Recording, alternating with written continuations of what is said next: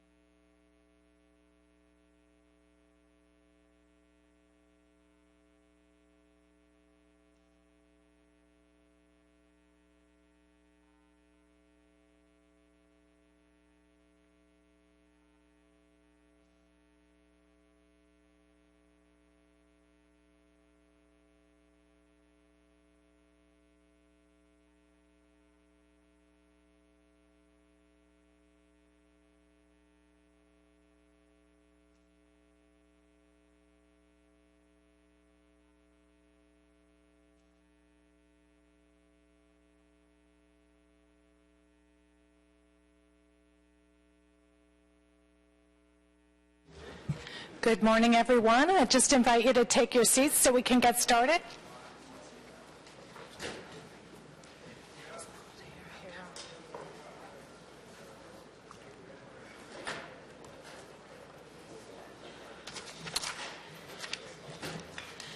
Good morning and welcome to the Transit Commission meeting.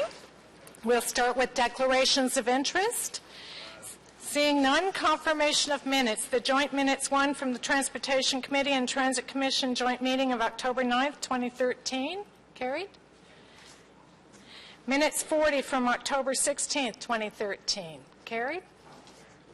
Minutes 42 from the special meeting of October 23rd, 2013. Carried.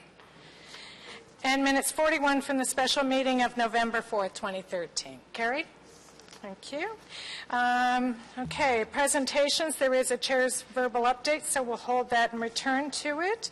Item number 2, the update from the General Manager of Transit Services. There is an update, so that item will be held as well as item number 3, the Presto update will be held. Item number 4, the 2014 draft operating and capital budgets, tax-supported programs, Transit Commission, and there are a number of public delegations and a short presentation, so that item will be held. Item number 5, Q3 2013 Transit Services Performance Report. Hold. Commissioner Johnson's holding item number 5. Item number 6, review of the advertising standards for OC Transpo. There are some public delegations, so that item will be held and we'll return to it.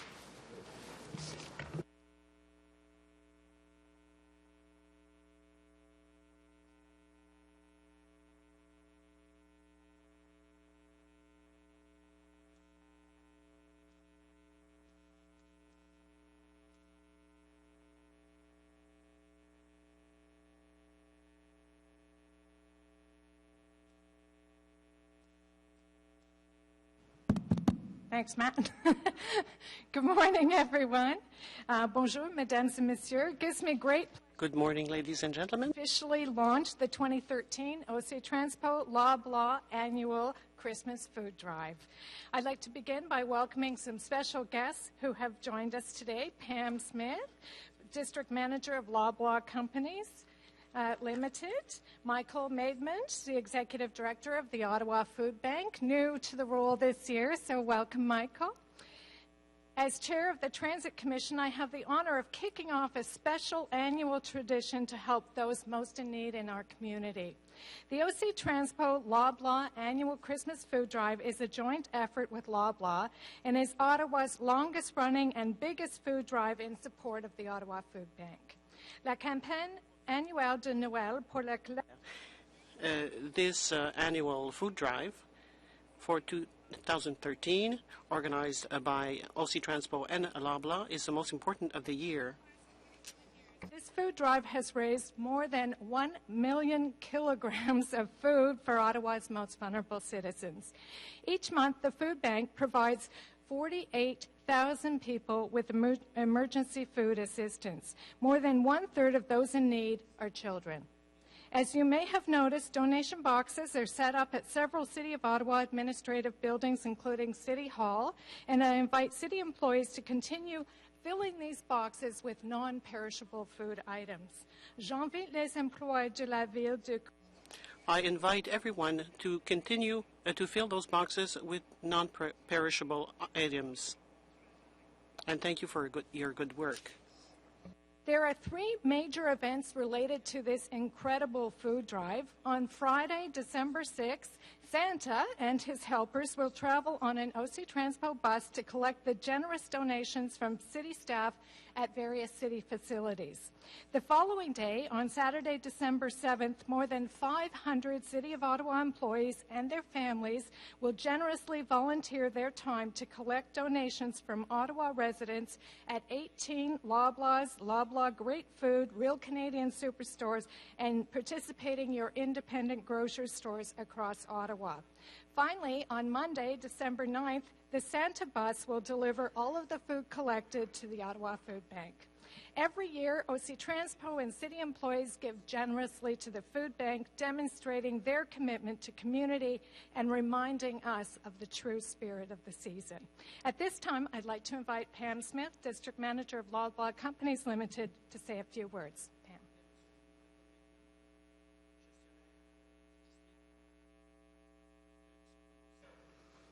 Thank you, Councillor Deans. And good morning, everyone. It's nice to see such friendly faces this morning.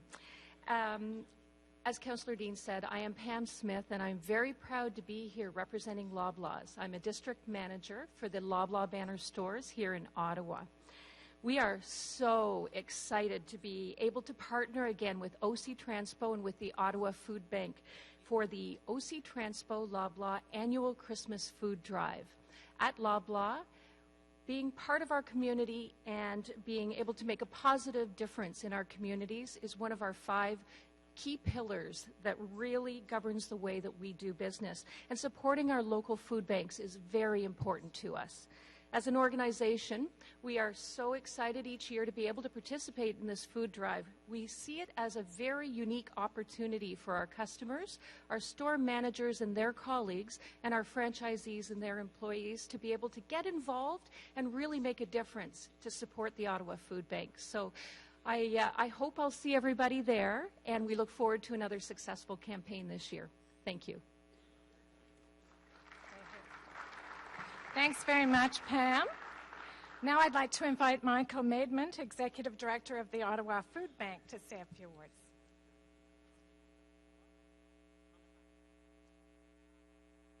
Thank you, Councillor. I should say good morning to my home councillor, I guess, Councillor Wilkinson, this morning. I can't leave her out. I've been with the Ottawa Food Bank for just 8 weeks, and I'm continually amazed at the generosity of the community. We, as an organization, as Councillor Deans mentioned, provide food to almost 50,000 people every month in this community, and we couldn't do it certainly without events like this one and without the generosity of the community. I just want to take a moment to tell you a brief story about the type of people that we're assisting in the community, and a volunteer actually who I spoke to in my second week with the Ottawa Food Bank told me about a school. We have a program that we call Kickstart, which provides food to children who don't have breakfast at home or may not have a lunch. And that volunteer told me a story about one of her days in the school that we support in the east end of the city in this Kickstart program. And the child, when everybody was asked to take out their lunch boxes at lunchtime, the child actually held up a binder in front of his desk so that no one would see that behind his binder there was a lunch box, but that lunch box was empty. And he hadn't brought any lunch to school that day because he didn't have any lunch from his parents to eat. And so Kickstart, one of the programs that this food drive supports, will provide lunch to that child and to thousands of other children who are in that situation. So I just want to thank you all for this. It's been an incredible 8 weeks. It's going to be an incredible event, I know. And thank you so much for your generosity. Thank you very much, Michael. That was a great reminder of why we do this, and I hope everyone will get into the spirit of the season with a story like that, so thank you. I'd now like to invite my Transit Commission colleagues, Deputy City Manager Steve Kanalakis, Transit Services General Manager John Manconi, to join myself and Ms. Smith and Mr. Maidmont to make the first of our official donations to the 2013 OC Transpo Loblaw Annual Drive, and to stay for a photo.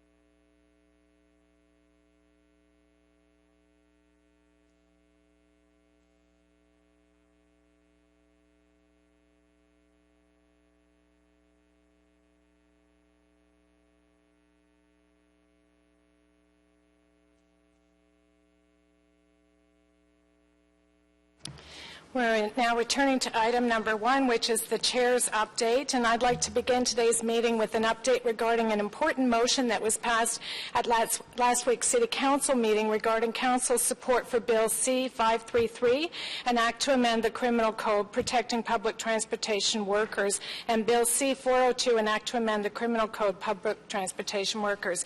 As you may be aware from stories in the media, there has been a disturbing rise in the number of driver assaults occurring on public transit across the country. Ottawa transit operators were not immune from these incidents. In 2012, OC Transpo recorded 59 incidents of violence against drivers. You will recall that last September 27, 2012, the Transit Commission addressed this critical issue with the Commission's approval of a motion in support of private members' Bill C-402, an act to amend the Criminal Code. At the core of both Bill C-402 and the more recent Bill C-533 is a call to the Government of Canada to amend the Criminal Code to provide greater protection for our public transit workers. The amendments would impose a higher penalty on individuals who assault transit employees. City Council has communicated its support to the Prime Minister, the Attorney General, opposition leaders, the sponsors of the bills, and all Ottawa members of Parliament so as to encourage the prompt passage of this legislation. Our transit providers have a right to a safe work environment free from violence and harassment. Ensuring the safety and security of our employees is a top priority for OC Transpo and is integral to the business of providing a safe and reliable transit service for our customers. I'm pleased to announce the re-implementation of an initiative involving transit special constables. The program is called Walk and Ride, and it will provide a highly visible, uniformed presence on buses, trains, as well as station platforms. The program will begin in January 2014, and as the name suggests, these transit special constables will be leaving behind their cars and patrol our transit systems by foot, by bus, and by train. In addition to the positive visual presence, these teams will provide frontline law enforcement, customer service, and be approachable for customers and employees alike. We will be introducing bicycles to the Walk and Ride program starting in May 2014. And finally, beginning this December 1st, customers and their companions using a monthly monthly pass will now be able to use a Presto card on Para Transpo. The Presto card is best suited for customers who use both conventional transit and Para Transpo on a monthly basis, and for those who wish to take advantage of the benefits and flexibility of the Presto Smart Card system.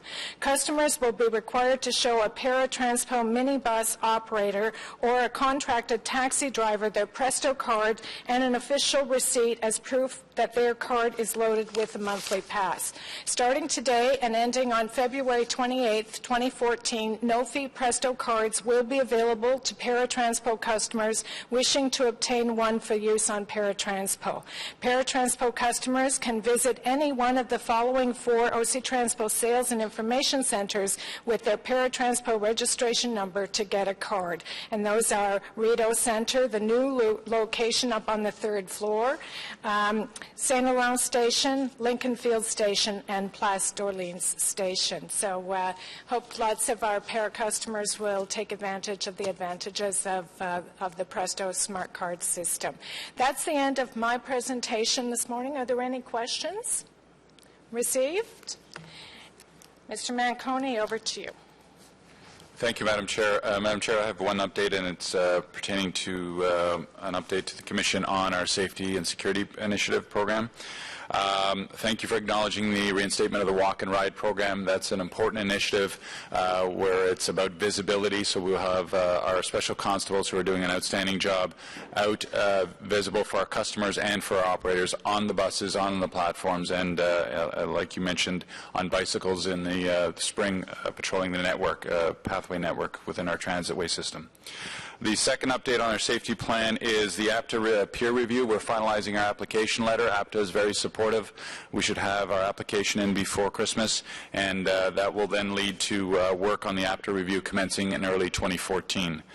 The third on the safety program is we had our second meeting with our community partners regarding our 10-point safety plan, and work has commenced on looking at resurrecting the very popular busology program, which is the advertising and information program on our buses that looks at all kinds of elements that we want to share with our customers and our operators to make that experience on the bus be the community experience that we all strive for. And then lastly, Madam Chair, Mr. Pepper participated in the Women and Girls Eyes on the Neighborhood Feeling Safe in Public Space initiative, and Mr. Pepper and his team is working with the stakeholders on the recommendations from that report that went out earlier this week. That concludes my update, Madam Chair. Any questions for Mr. Manconi? Yes. Commissioner Johnson. Thank you, Madam Chair. I, too, am very pleased to hear about the walk and ride program. I would ask, can I presume that the vehicles that special constables use will still be available for emergency calls at various transitway stations under this program? Yes. Okay. And one other question. At the May Transit Commission meeting, I brought up a study that was mentioned in the budget for last year. It was about the future of fare collection and enforcement on the entire rapid transit system, led by Mr. Scrimger's group. Mr. Manconi indicated that we would receive that report this fall. I was just wondering what the status of it was. Madam Chair, that report's coming to you December 9th. Excellent. Thank you, Madam Chair. Thank you. Any other questions for Mr. Manconi? Seeing none, received on the report. Okay, Mr. Manconi, item number 3, Presto update.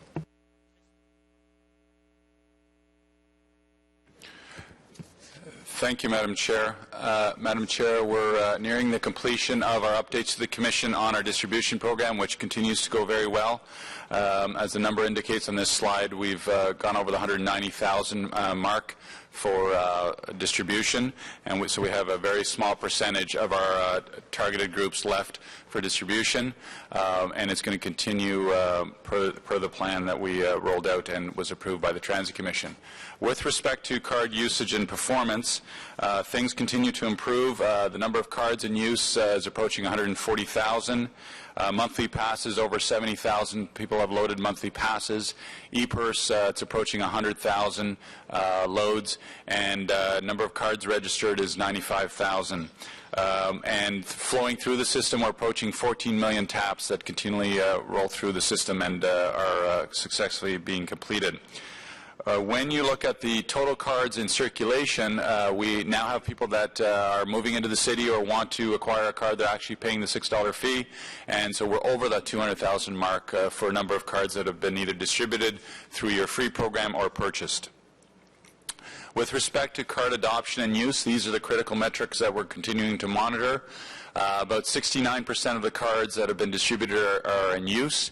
46 of the cards have been registered, and we have about 10,000 customers that have leveraged the auto-renew and auto-load features, and this is a number that we're going to push hard in our customer care program, because this gets you out of the lineups, this gets you automated, and leverages the advantages of Presto in terms of that. So when we roll out our customer care program in 2014, you're going to see strong customer focus and support on getting people to embrace these features.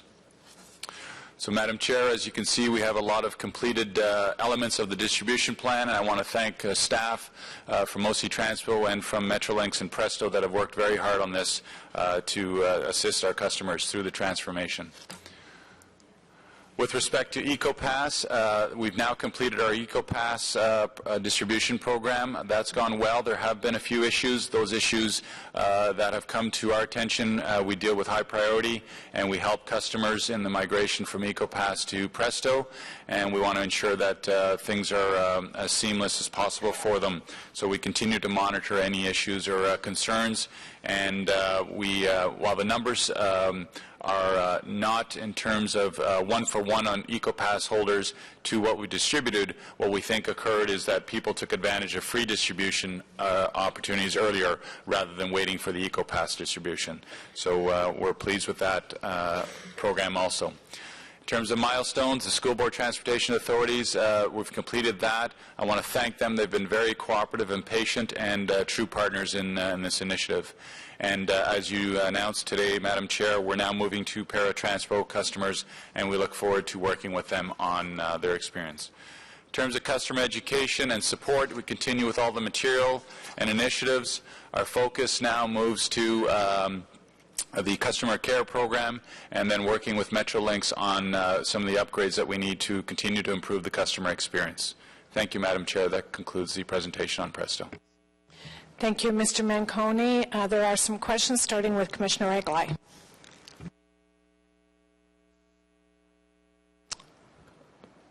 Hello? Yeah.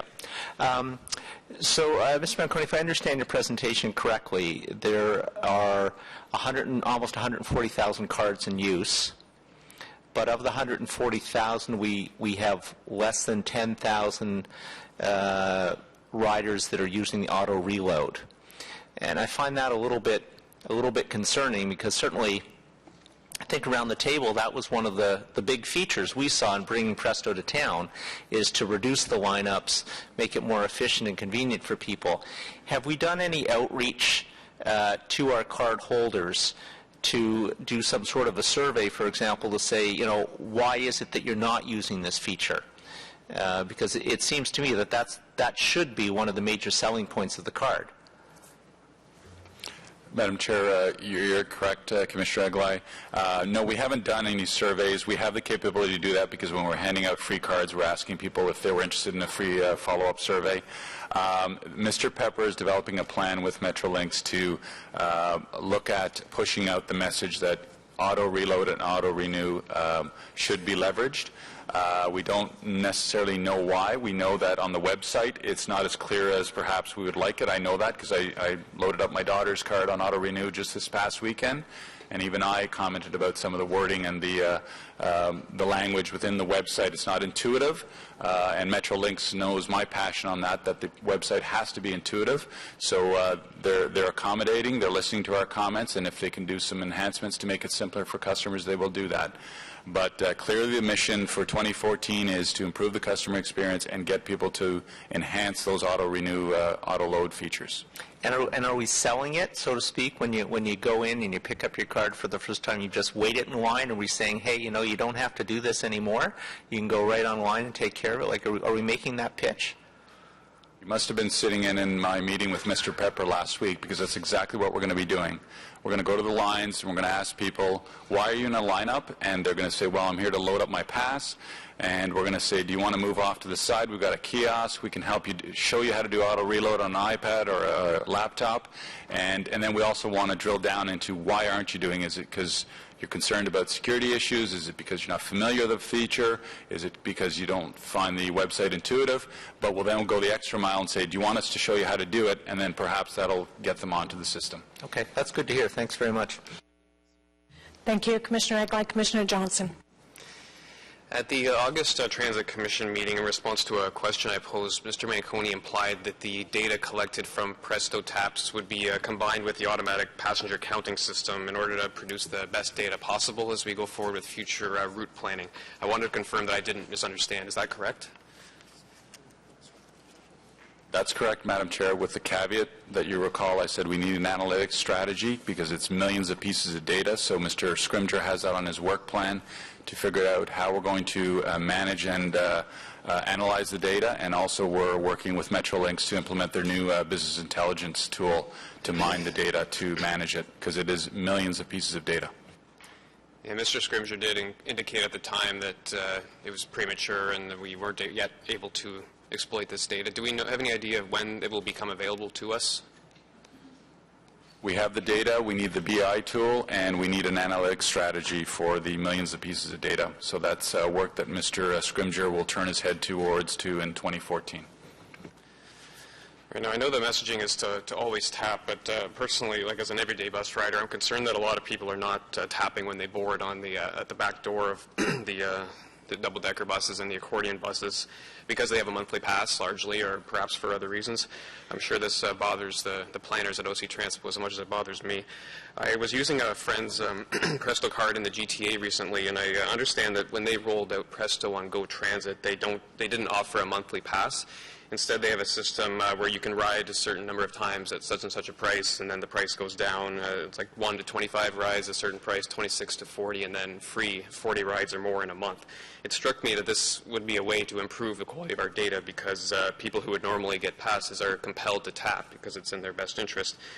This might precede my time on the Commission, but did OC Transpo consider looking at this route to eliminate passes, or was an evaluation done on the pass system before Presto was integrated into our systems? Madam Chair, I can't comment in detail about the rationale on some of those specifics. What I can tell you is that I know that many of you commissioners have talked to me about incentive programs, either through an air mile type of program, or the more you tap, you could get a bonus and so forth. It is on that long list of things that we've put forward to Metrolinx.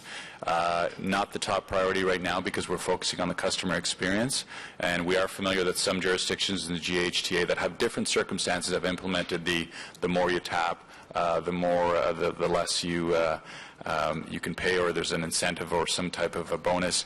I do want to say one thing, that we are on the buses. This executive team does ride the bus a lot, and we're observing, and we are seeing people tapping a lot. And again, the numbers are there. There's 14 million taps that have flown through the system. I'm interested to hear about the Air Miles program and other incentive programs. I think this might help address some of what Councillor Aglai was referring to in terms of the low numbers in auto-renew. So I look forward to discussing this further with the team in the future. Thank you. Thank you, Commissioner Johnson. There is one member of the public that has asked to speak on this issue, so we'll call. Oh, no?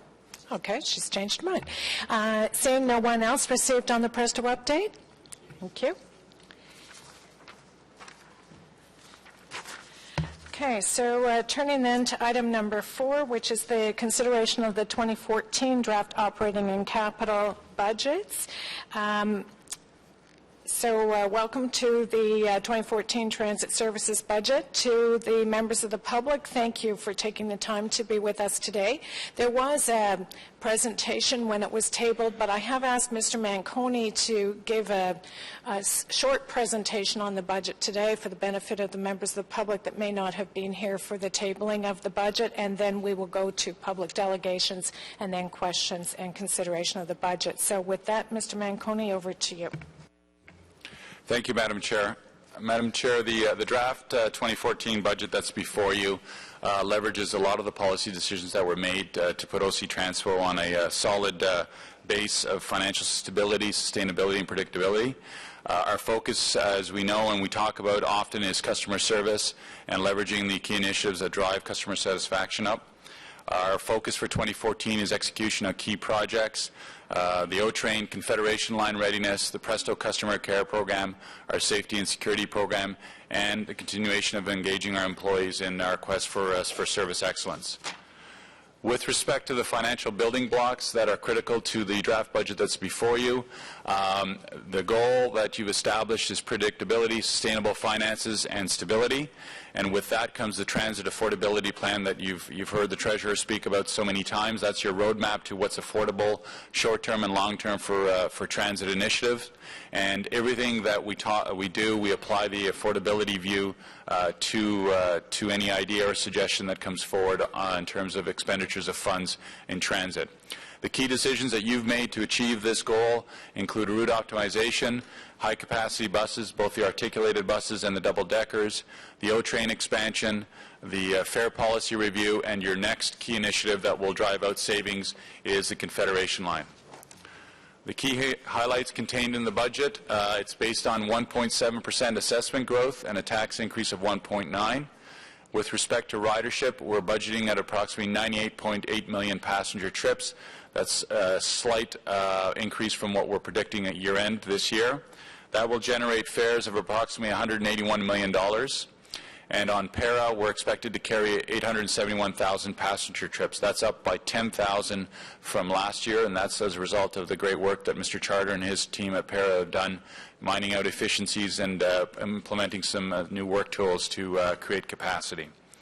The final phase of double-decker savings, I'm proud to announce that the team has executed on that. So your final phase of savings, approximately $1.5 million, are also built in and have been achieved. We've also identified almost 14 FTEs that have been reduced without impacts to service. And the fare increase that we're proposing is 1.9%. Effective July 1st, Madam Chair. That would be the lowest fare increase in 9 years in transit here in the City of Ottawa. The collective agreement costs are built in, and fuel's based on approximately $1.048 dollars per litre.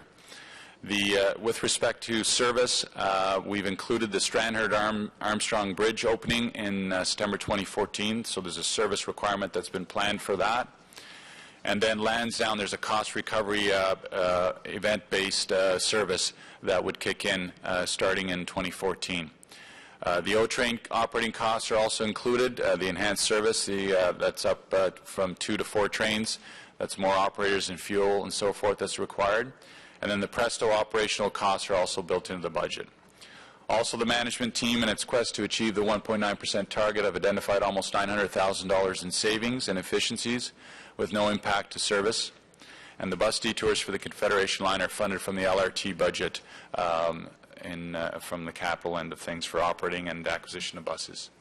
So, Madam Chair, the way that all rolls up is the total budget target was $7.4 million. We have the cost to maintain our service, collective agreements, fuel increases, utilities, so forth. That's about $10.4 million. The addition of the O-Train service, almost $1 million. And then there's efficiencies through Service Ottawa that we're contributing to, some base adjustments that we've done, and then the fare increase generates approximately $1.6 million in revenue. What's not included, Madam Chair, is there is no capacity for any new service other than the Strandherd-Armstrong Bridge and the quarterly minor capacity reallocation between routes. And I say that because we know Mr. Scrimgeour and myself get requests for new service.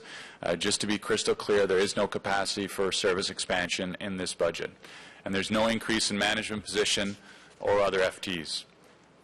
On the capital side, there's a wide range of projects totaling about $30 million, everything from bus purchases and refurbishment to station life cycle, transit priority, and transit IT infrastructure life cycle. Thank you, Madam Chair. That concludes the overview. Happy to take any questions. Thank you very much, Mr. Manconi. There is a question, but I was going to go to public delegations first, so I think that's what we're going to do. We'll start with Nathan Houch from the Champlain Spinal Cord Injury Solutions Alliance, and Nathan will be followed by Christine Santel and Joanne Tucker from Cowie.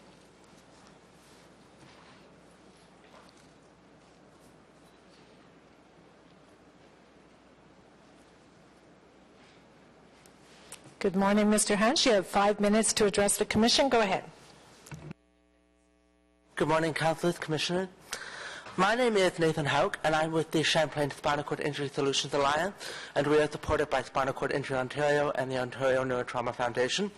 We are a local network of consumers, people with spinal cord injury and other disabilities, as well as service providers and other stakeholders, and our mandate is to remove barriers to community participation and healthcare, and one of that mandate, of course, is accessible transportation.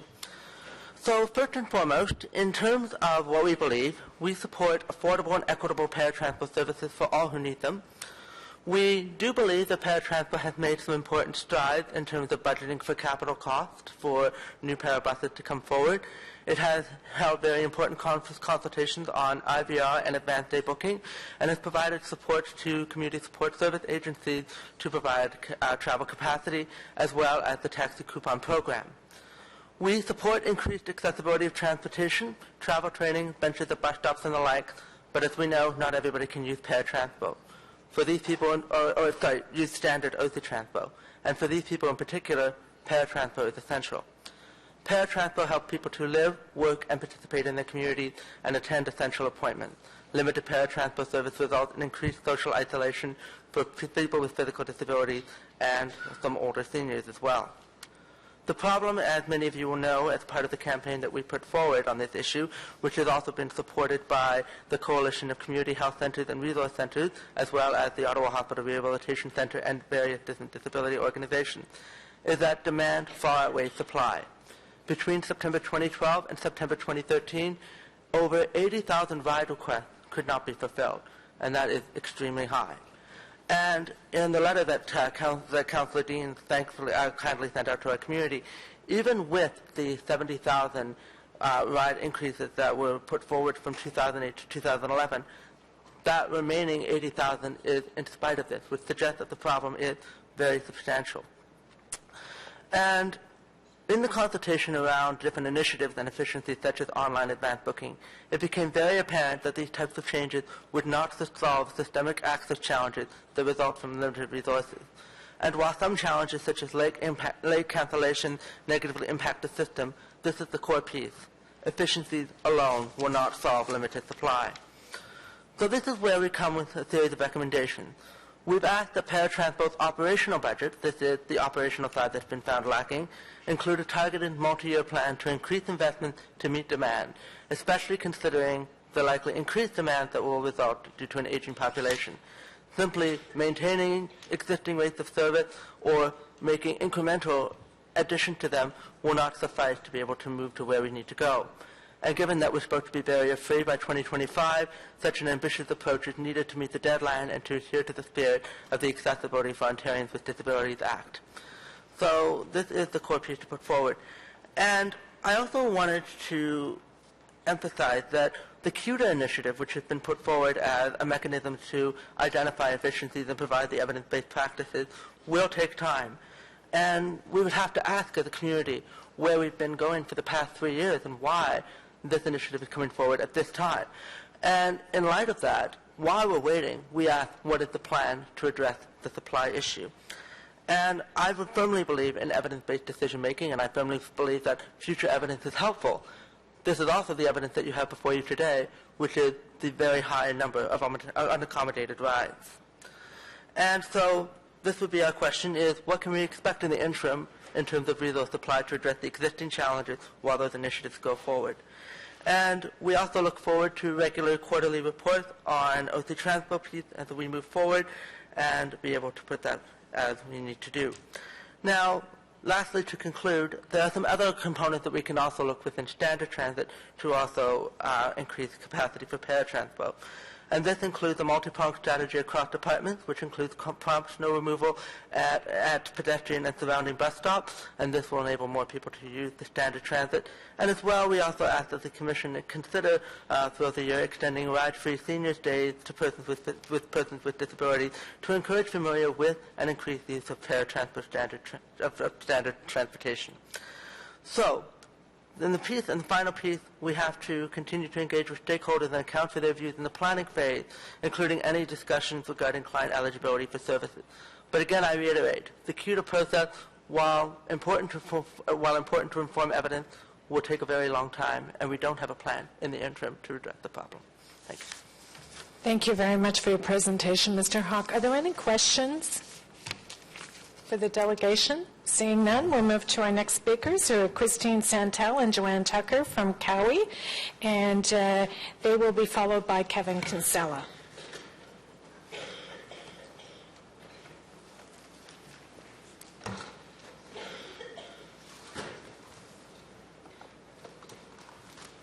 Good morning. Thank you for joining us this morning. You have 5 minutes. Go ahead.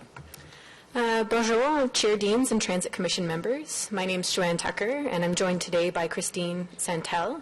And together we're representing City for All Women Initiative, Cowie, Initiative Une Ville pour toutes les femmes.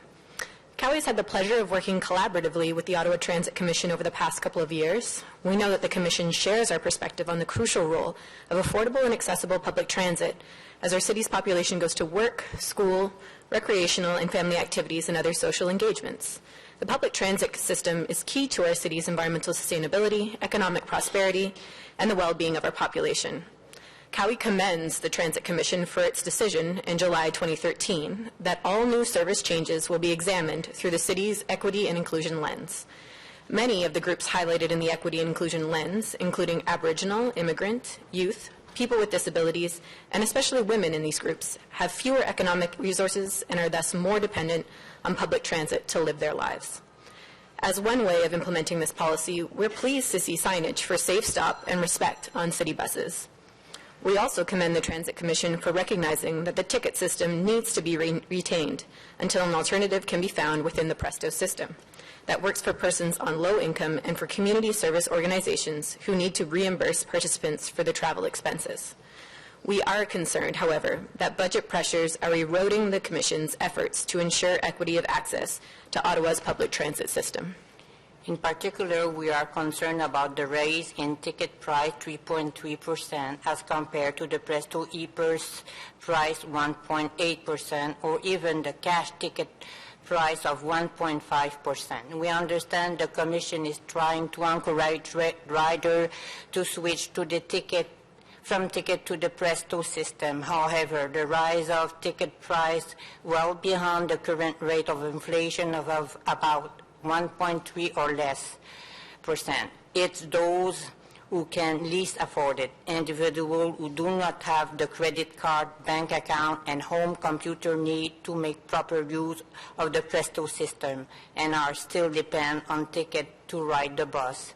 The ticket price increase also hit hard the budget on the city community service delivery partners whose resources are already stretched. It should be noted that those community service organizations funded by the city are receiving only 1.5%. What is even more troubling is the proposed 16.4% increase in the cost of the community pass. It has been stated that this increase is to bring the cost of the community pass in line with the senior pass. To be eligible for a community pass, a person must be receiving ODSP payment, an income that requires careful management to cover all living expenses. ODSP payment will certainly not be increasing by 16.4% in 2014, and such a significant increase in transit costs could prove a major hardship to many. During the last municipal election campaign, Mayor Watson said that he did not want to see the transit fare rise above the rate of inflation. The 2014 draft city budget appeared to increase transit fare well above the rate of inflation for those in the city who can least afford it. For all these reasons, we ask the Transit Commission to reconsider the proposed increase by raising bus ticket and passes by the rate of inflation or to a maximum of 1.5% in keeping with the budget increase for the community service organization funded by the city. Kawi is aware that both the provincial and federal level of government hold a significant responsibility for supporting public transit along with City of Ottawa. We would be happy to work with the City Council and staff and other organizations to ensure that Ottawa has the resources it needs to build and maintain a public transit system that is affordable and accessible to all residents. We thank you for listening and hope you will consider the request put before you. Thank you. Thank you very much, Ms. Santel and Ms. Tucker. Are there any questions for the delegations? Seeing none, we'll move to Kevin Kinsella, and Mr. Kinsella will be followed by Vivian Salos.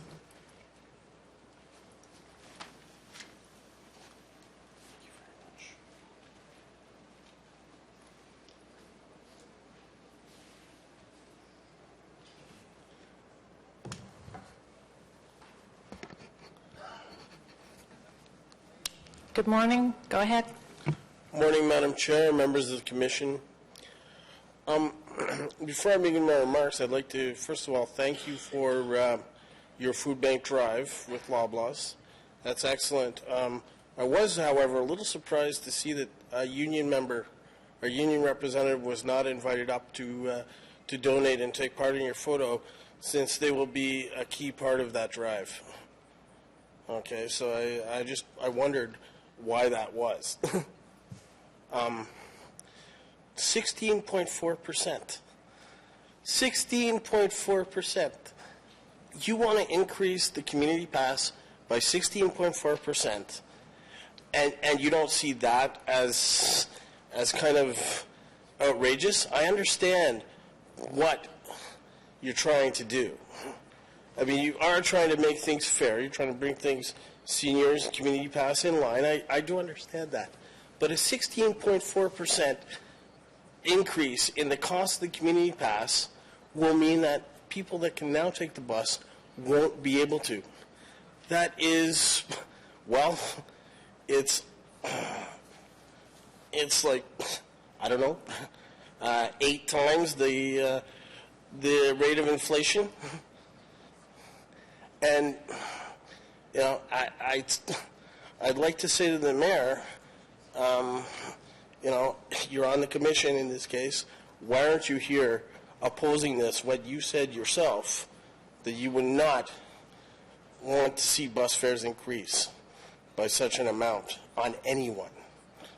Okay, and I'm wondering how the commission can justify this kind of increase to the people most vulnerable and most in need in our city. This is absolutely, this is an outrage, frankly. It feels very discriminatory when you look at some of the other increases that are happening, you know, which are at the rate of inflation. And I'm actually rather shocked, really rather shocked, that the commission would come out and want to dump this on some of your most vulnerable people all at once. You know,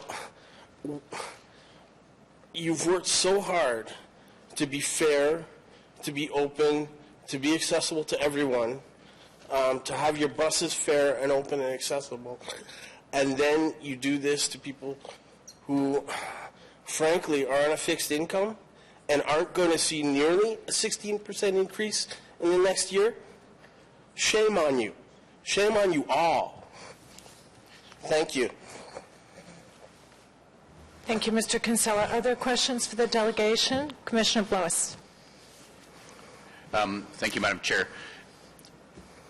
I understand what you're saying, and as we're looking at the increases, of course, the community pass is the lowest pass, and I'm not sure if the rationale was to bring it in line, but Mr. Manconi, perhaps you can clarify what the rationale is for this increase, because it is considerable, in fact, exorbitant, I think, as the delegation said.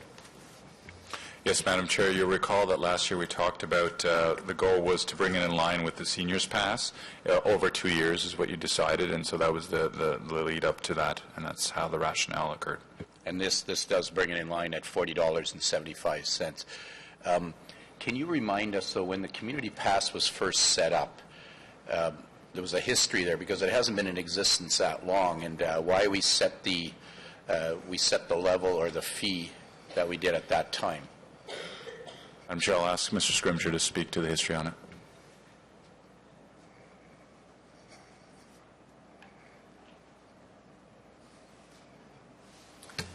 Madam Chair, I'm just looking here. When the community pass was introduced, that was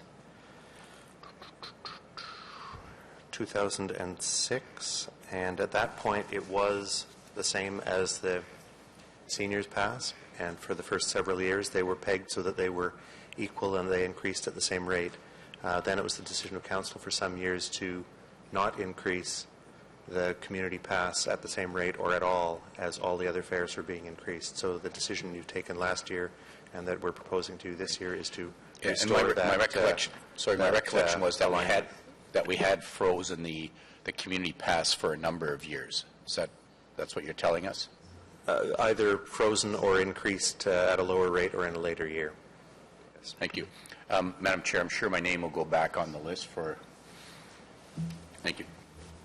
Okay, so can you make sure Commissioner Blois' name is back where it was supposed to be on this other list? Was there someone else that wanted to ask Mr. Kinsella a question?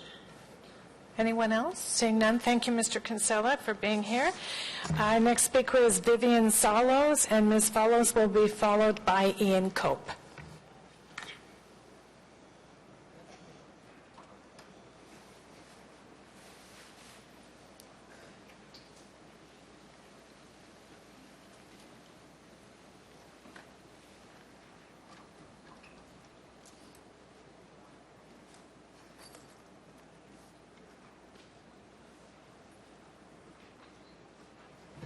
Is Ms. Salos here? No?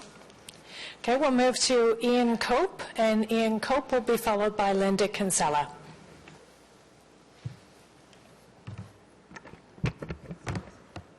Good morning, members of the Ottawa Transit Commission and the Honourable Mayor Jim Watson. I would like to thank you for giving me this opportunity to speak in front of this committee regarding the important issue of accessible transit in our wonderful city. As we know, paratransport's ridership levels have been increasing consistently over the past few years, and our city has been working to keep pace. A statement issued by Transit Chair Diane Deans indicates that the paratransit system has been able to accommodate an additional 77,000 rides on an annual basis. However, this year, 80,000 rides could not be accommodated. As we know, a significant amount of Ottawans rely on Ottawa's paratransit system for their daily commute. I have no doubt that the scheduling staff at paratransit are presented with an ongoing conundrum: how to fit in as many rides as possible while minimizing empty buses and creating efficient runs. I applaud the efforts of the Transit Commission in approving a capital expenditure of $13 million. However, this begs the question, is this too little, too late? While working with the CUTA to develop a comprehensive research project on increasing service capacity is an excellent initiative. However, studies such as this focus on long-term solutions. Ottawans are looking for a short-term solution to increase service capacity. An excellent first measure would be to increase call center staff and increase fare booking. As we know, the current model for booking a paratransit ride involves calling 244-7272, ideally during the AM hours for a guaranteed ride. However, the call queue fills up quite quickly, and can personally attest to having hit redial on my cell phone 50 to 60 times to either cancel or book a ride. I have often compared this to calling a radio station to win Bieber Fever tickets. The acquisition of additional equipment in increasing service levels provided by contracted taxi drivers or other new ideas would be an excellent measure.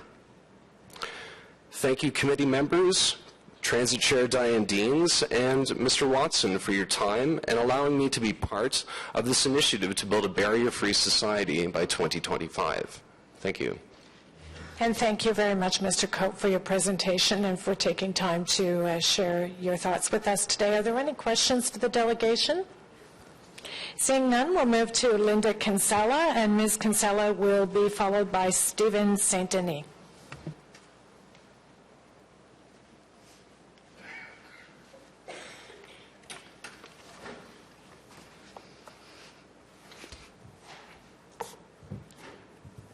Good morning, Commissioners, Chair. I'm going to start, first of all, I'm going to preface my comments by saying thank you for increasing the presence of security at the stations and that. That actually altered my comments. But I'm going to start by actually quoting David Pepper, the manager of the Business and Operations Services for OC Transpo. As was said earlier, he was at the presentation on women and girls and safety, and he said at that presentation that he wants every trip to be a safe trip. Well, ever since this commission chose to cut 90 trips a few years ago, I have not felt safe taking OC Transpo. In fact, I have actually found excuses not to take the bus, whether it's getting a ride to do my groceries or rides home from meetings and that, particularly at night. And I'm also going to quote from that same meeting Councillor Shad Qadri, who said, "Safety is reliant on a concerted, collaborative effort." Well, I don't feel like the safety has been a collaborative effort between the passengers and the councillors at this time. Ever since then, there have been longer waits. And this was highlighted on October 22nd. I attended and was a facilitator at the Community Development Framework's annual forum, and which is actually paid for partly by the city. And I was dropped off. A friend said they would drop me off at South Keys. I said, well, instead of South Keys, I don't feel safe being dropped off at South Keys. Would you mind dropping me off at Greenboro? Because in general, I find that a safer station. I just missed my 98 at 9:16. So I go and I figure I have the choice of the 143, the 114, or the 98. I figure 10, 15-minute wait. How long could it really be when you have a choice of 3 buses? I was shocked to discover that the buses came at 9:43, 9:45, and 9:46. After just missing 1 bus, I would still have to wait a whole half hour, even though I have a choice of 3 buses. This does not make it safe. There was only one other person at that station, another young woman, or a young woman, I'm not a young woman. And in that time of waiting, I waited over 15 minutes before I saw another bus, another person, and that wasn't until the O train came in. If you're going to continue and not increase service and increase the number of buses so that maybe the wait wouldn't have to be so long, what about changing the way the buses come in so they all don't come in at the same time? Because once the O train came in, 10 minutes later, 2 buses came in and then my bus came in. They all seem to come in together. That's not safety. And Councillor Deans in October made a statement along with the mayor talking about women having to be safe and having to pay attention and maybe even traveling in pairs. I don't want to have to necessarily travel in pairs. By being dropped at the station, I thought I was doing the safe thing. But this is not the first time that I have felt unsafe. I think the route changes, and I said at the time was a bad idea, but having schedules where there's a whole bunch of buses blocked together makes it unsafe. Maybe if there were more buses coming in and that on a frequent basis, it would actually help along with having the security people at the stations, because then there's more people moving around the station and less time. Another issue of safety is on the 98 and 97 quite frequently, instead of an articulated, I end up having to stand because they're the smaller buses. I have had guys accidentally or maybe on purpose touch me on the buses because we're crammed in so tight. I have had difficulty standing because I have arthritis in my knees and legs. And this is a safety issue. I'm not the only one. I see older people frequently having to move to allow other older people in worse shape to get a seat because the buses are so crowded. These are issues of safety. And if it's supposed to be a collaborative effort about safety, I don't think the Commission is doing their part on making sure that we're safe. Ms. Kinsella, your time is up, so if you could wrap up, that would be great. Well, I'm going to finish there, but I am going to, onto the comment about the community pass, I'm going to make one suggestion.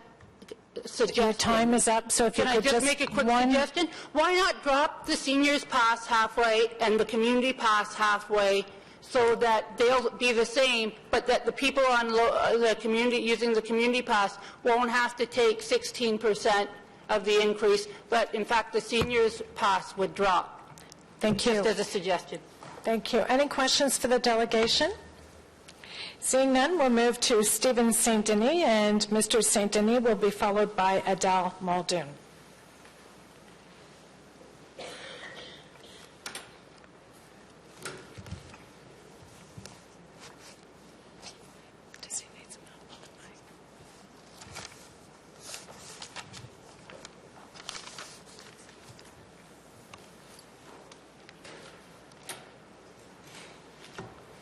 Good morning, Mr. St. Denis. You have 5 minutes to address the Commission. Go ahead.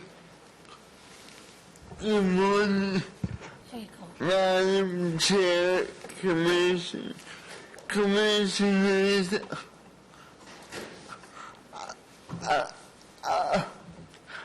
I'm not quite a fast talker as my colleagues, so I asked for a couple extra minutes. I think I could be a little bit lenient. Thank you.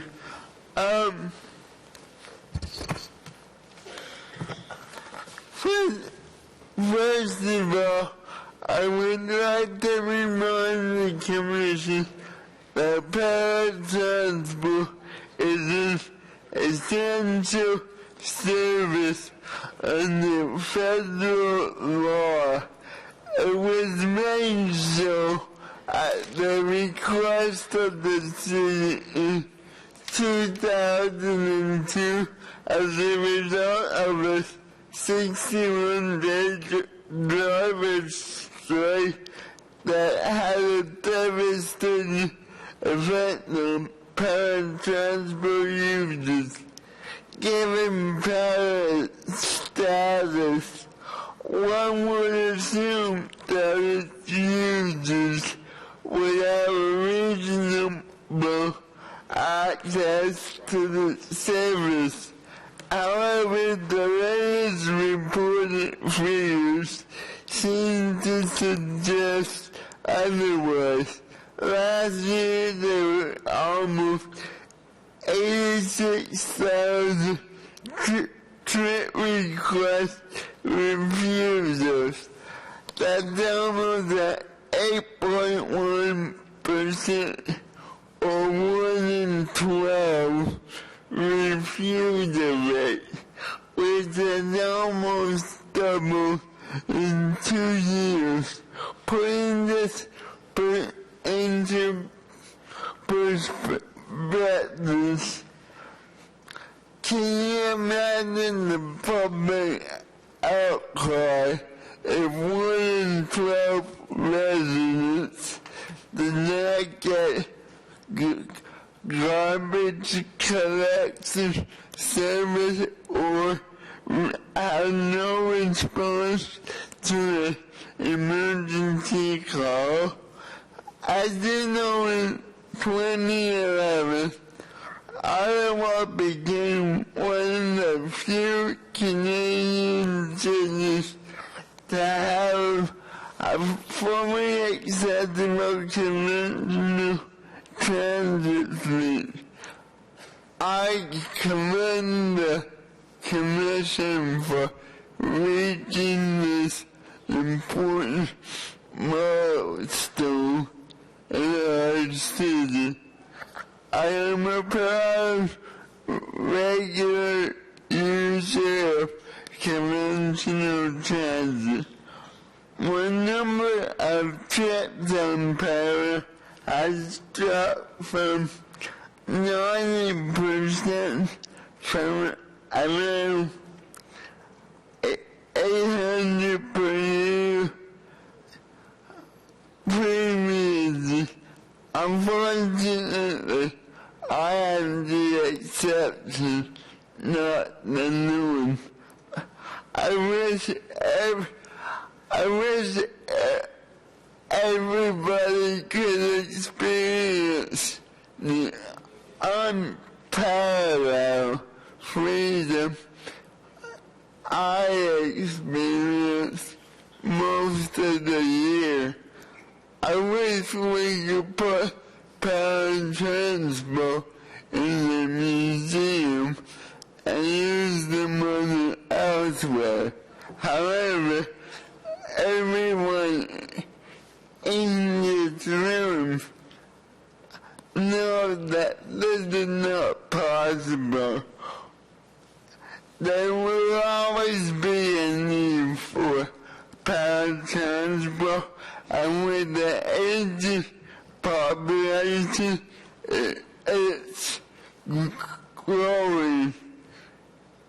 In summary, I am asking you to recommend a modest increase to the budget to reflect a 5% review trip target.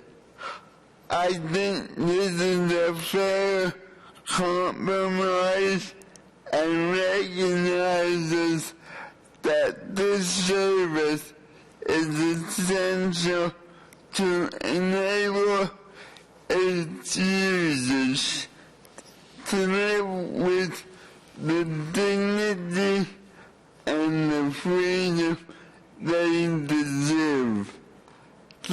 Thank you for this opportunity to speak. And thank you very much, Mr. Saint-Denis, for being here and for sharing your thoughts with us. And I think we'd all like to put Para in a museum, but we recognize that that's not going to happen with an aging population and more increasing demand. But thank you for your heartfelt comments. We appreciate it. Are there any questions? Seeing none, we'll move to our next speaker, who is Adele Muldoon, and Ms. Muldoon will be followed by Heather Stetcher.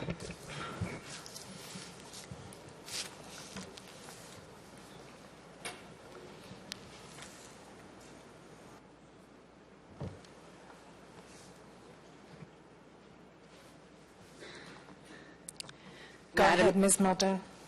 Madam Chair and members of the Transit Commission. As chair of its Rural Subcommittee, I am speaking to you today on behalf of the Ottawa Seniors Transportation Committee of the Council on Aging. I'll be addressing the formal presentation you have received from us, but not reading it. I want to begin at the end. I want to begin by personally thanking Paratransport staff for their help and cooperation in providing me with the answers to my many questions and helping me to have a better understanding of the complexities involved in operating rural para. The paratransport system was originally developed to meet the needs of a completely urban population, and extending it to meet the needs of a growing population of seniors living in the vast rural Ottawa area has proven to be difficult.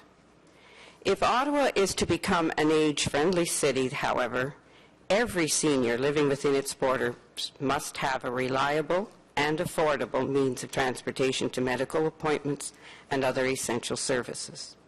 For this reason, we ask you to consider our 3 recommendations.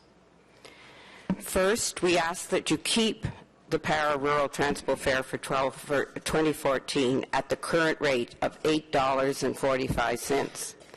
Last year, it increased by 20 cents from $8.25, and it is projected to increase in July to $8.60.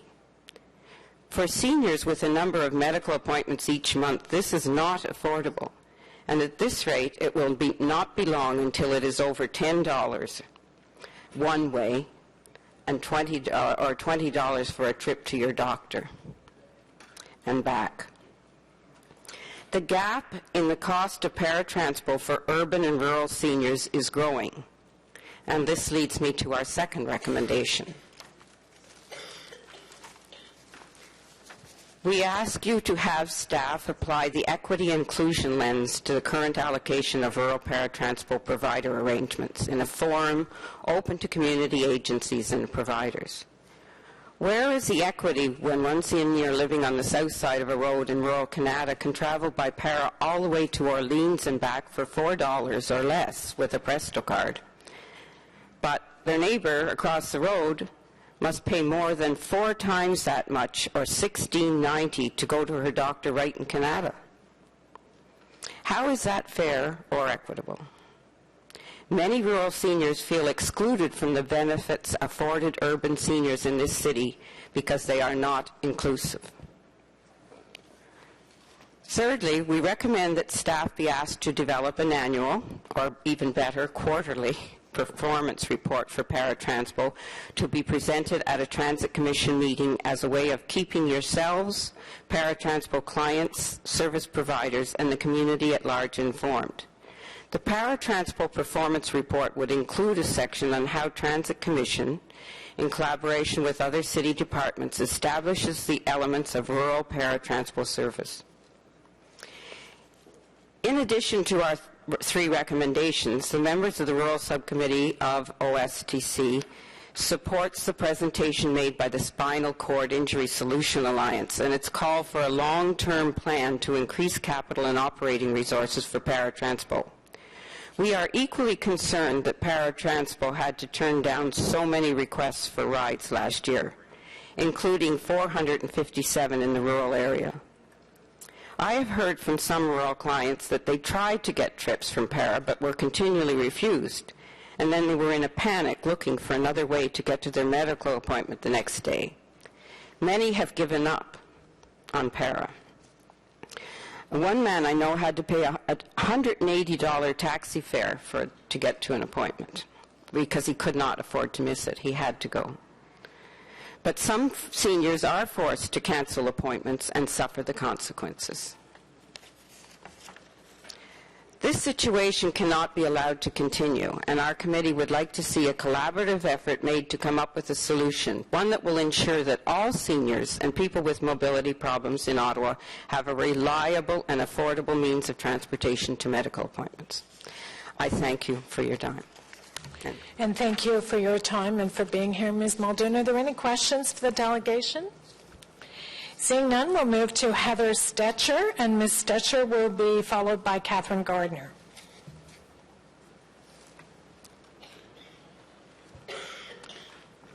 Did Vivian Solos arrive? No? Okay. Good morning, Ms. Stetcher. You have 5 minutes. Go ahead. Good morning, Madam Chair, members of the Commission. I would like to speak to you about discrimination. I am a person who was born with a chromosomal disorder, which means my body, although it looks healthy, is essentially in its 70s, even though I just turned 50. Sometimes I need to use para. You talked about how you raised the rates on the community pass to make it the same cost as the seniors pass. And that's true if you aren't under 65 and don't have to use para. Then the community pass is only worth 1/3 of the fare, and you are obliged to add $2. That severely limits the lives of people under 65 who need to use para. For whatever reason, I am obliged, because of the regular transit schedule, to use para to get to church on Sunday mornings because the buses don't go early enough to get me there. So there are days, because I am on just as fixed an income as seniors are. In fact, the average senior has an income, as I understand it, of roughly $24,000 a year. I have half that income. I'm living on less than $1,000 a month. And that is for the rest of my life. I'm only 50. It severely limits. There are times when I have not been able to go to church because I simply don't have the $2. That's completely discriminatory. There is no question about that. And added to that, I live off Chapel and Man. So I'm told by the OC Transpo site that I'm supposed to walk from Lee's Station.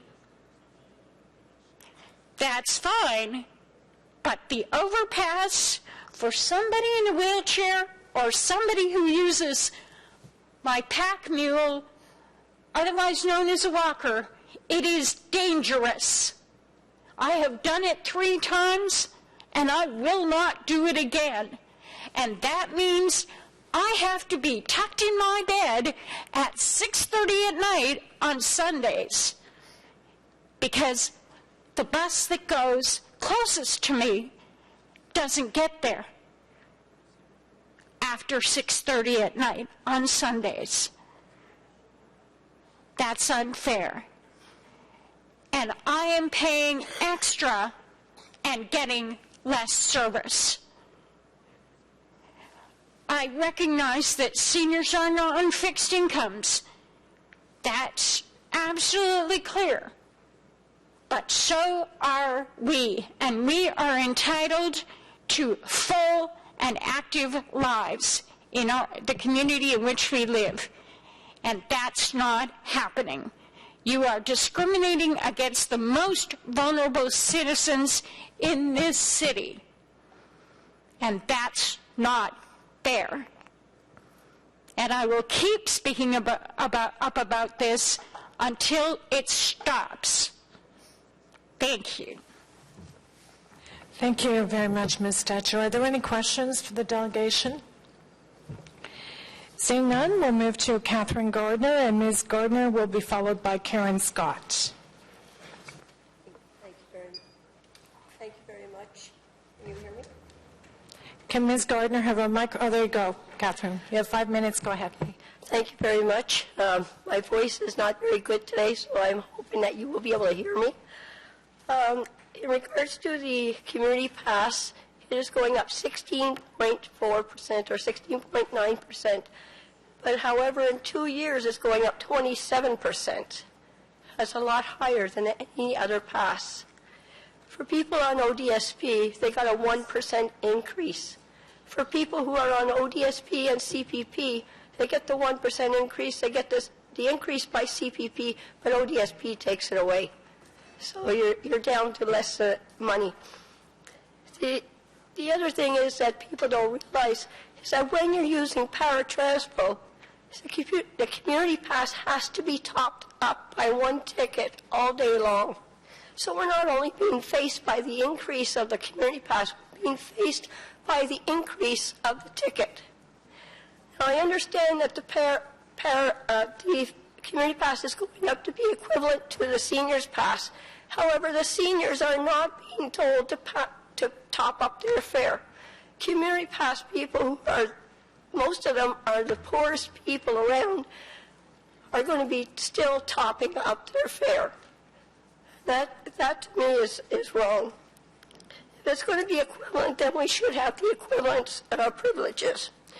According to the AOTA, where a transportation service provider provides both conventional transportation services and specialized transportation services, the transportation service provider shall ensure that there is fair parity between conventional transportation services and specialized.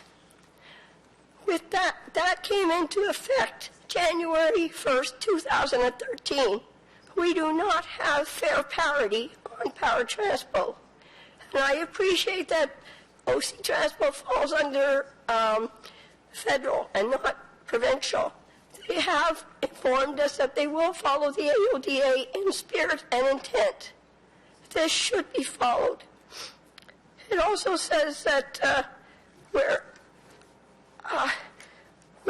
transportation service is provided by both, the service provider shall ensure that the same fare structure, that means passes, tickets, etc., are the same on both services. However, our rural people, if I want to travel to the rural areas, I cannot use my pass. As of January 1st, 2012, rural people or people going to and from the rural areas lost the use of a pass. And that, again, is against the AODA. In regards to the para budget, it is my understanding that in 2012 that an amount of money was taken from the para budget to provide free shopping trips from the rural area into the city.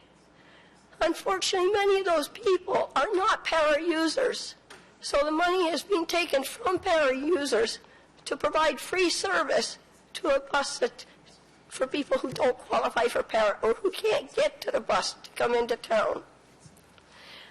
I have one last point here. At the last Transit Commission meeting, I brought up about the children's pass. And I was under the understanding that if the Transit Commission was to direct OC Transport, then they could probably come up with it. I also brought it up at the budget consultation meeting at the Sportsplex. There are people out there that are paying almost $90 a month for a child between the ages of 6 and 12. My granddaughter is one of them. We have people who are on very low income that have to pay for their children to go on the bus. Yet a 6-year-old cannot go on the bus by themselves. A 10-year-old does not have any income. People paying for children buy a ticket cannot claim it on income tax. Please, I beg you, consider directing OC Transport to come up with a pass for children. Thank you. Thank you very much, Ms. Gardner. Any questions for the delegation? Seeing none, we'll go to,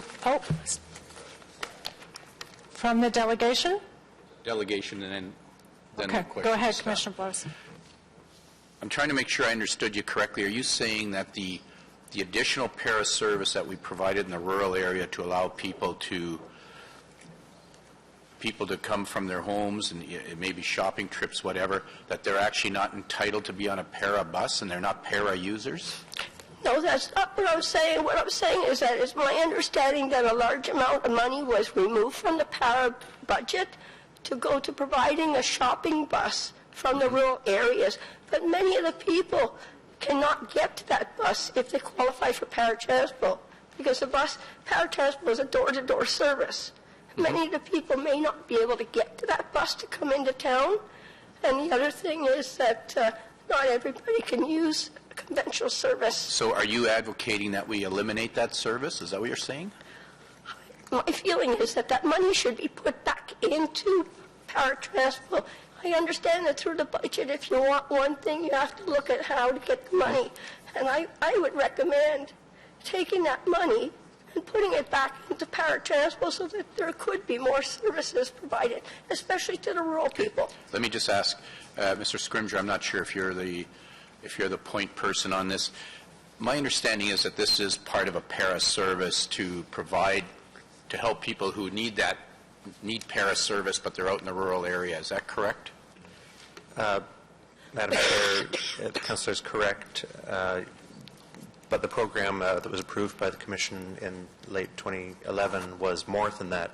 It was also to extend that funding that was available to seniors living in the rural areas who don't have disabilities and don't qualify for paratranspo, as well as to paratranspo registrants. Right. Okay. Thank you.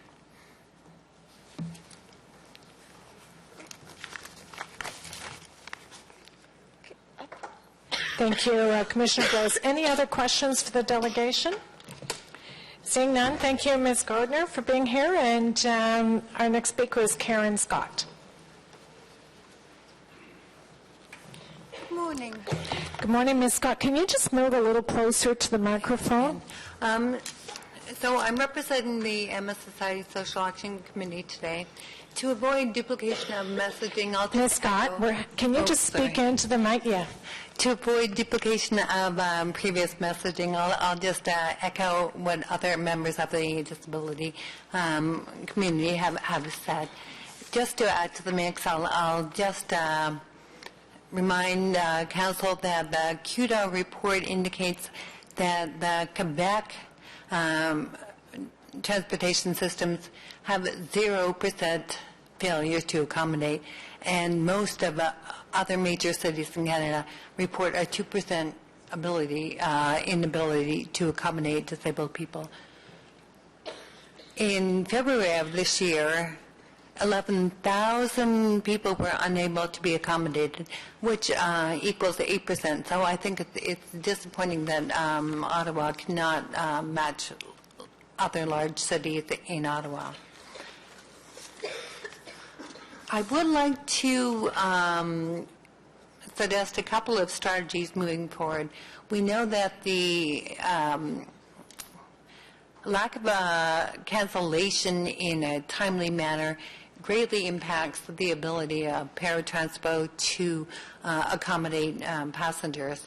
I'd like to recommend that an engagement strategy, communication strategy be implemented whereby para communicates the negative outcome to the para customers of their cancellations. This could be achieved by putting literature on the buses or having some sort of recording system while customers are on hold waiting to book their trips, just to let them know that there is a serious outcome to all the cancellations. The other thing I'd like to recommend is a communication strategy to let to allow the disabled community to communicate more closely with council. I think Councillor Kadri recommended going through the ACC, and we would like to support that notion. That seems to be quite expedient. My last point, I think, is Dr. Pepper. Sorry, Mr. And his lonely heart. I'm sorry. Mr. Pepper had discussed feeling safe on city buses, and a certain segment of the disabled population is able to take the city buses, but we don't feel safe traveling in the wintertime or after dark. So perhaps some attention can be paid to that notion. Thank you for your time. And thank you very much, Ms. Scott, for being here and for your presentation. Are there any questions to the delegation? Seeing none, is Vivian Salos here? No.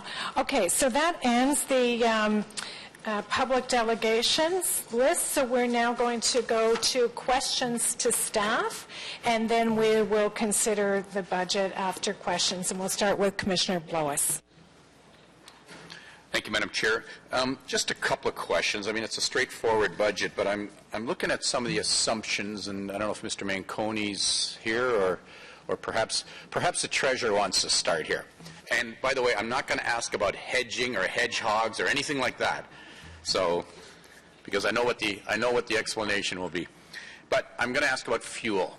And in the budget, we're looking at for the 2013 forecast versus the actual budget, the variance explanation. We talk about higher volumes of diesel fuel and the price impact, and we're talking about the 22% of the volume not hedged, and I hate to say that word. Are we looking at similar pressures in the coming year? Is that, and I know it depends on what happens with diesel fuel, and you can't predict it, and you're trying to protect us to the greatest degree, but what are the risks here? I know you identify the risk as fluctuating fuel costs. Madam Chair, we only hedge up to 80% of your fuel consumption in any given year. That's actually part of the policy that Council adopted. Okay. So we always leave 20% unhedged, and that goes with the current, whatever the prices are of the day, so that we can take advantage in case the prices go below what we've budgeted. It puts it at risk, though, in the event that prices in that last 20% go above. Right.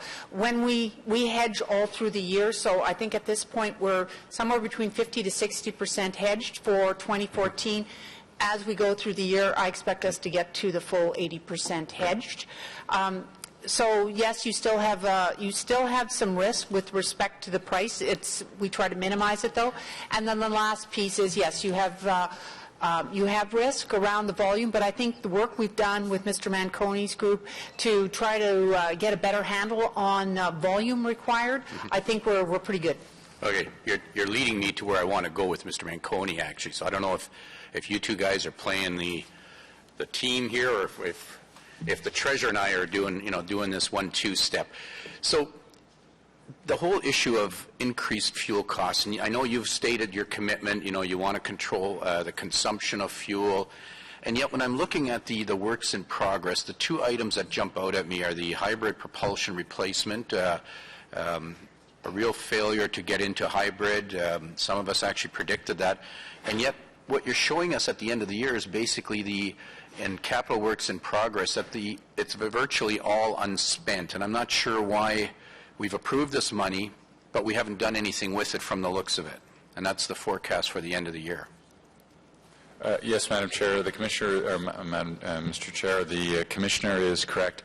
What we've done is we've commissioned NRC. We're just in the final stages of commissioning them to look at all the literature that's out there and all the information that's out there on hybrid buses and whether or not we proceed to that diesel conversion. As you know, there was a lot of concerns about that, and we want to make sure that before we expend that money, we're making the right decisions. So Mr. Greer and his team are actually finalizing the proposal from the National Research Council. So you'll see some expenditures booked towards that, but before we spend the amount of money that's reserved there, we wanted to make sure we had all the proper engineering pieces in place, whether we convert or not. And is the answer going to be the same? You have another line item, fuel reduction strategies. Is it the same answer for that? Because that's showing totally unspent and uncommitted for the year, for 2013 as we're moving forward. The fuel reduction strategies is there for use. The key linkage to that is Mr. Delage and the IT team are in the final stages of automating our fuel system. As you know, we spend $40 million in fuel a year. We had a manual system when I got there, and Mr. Delage and Mr. Greer implemented a project to automate all of the fuel consumption logs, so we'll have accurate data. So that's what is important in terms of this critical function, because one of the pieces that we track very critically is our fuel consumption. It's, I think, second or third highest consumption or expenditure that we have. Okay. Just in terms of the forecast, as I look at the ridership, and you've kept us up to date in terms of reduced ridership over the past year or so. We've gone from 101 million to 98.5 million, but you're projecting an increase at 98.8 million on the conventional service. And just wondering what you're basing that on, because what we're still seeing, and again, it's just my opinion, but ever since optimization, there has been first, it was the threat of reduced ridership, and I think we're seeing some of that now, even though we say it's because there are fewer people in the workforce, aging workforce, etc. What are you projecting the increase on? I'll ask Mr. Scrimgeour to comment on that slight increase that we're projecting.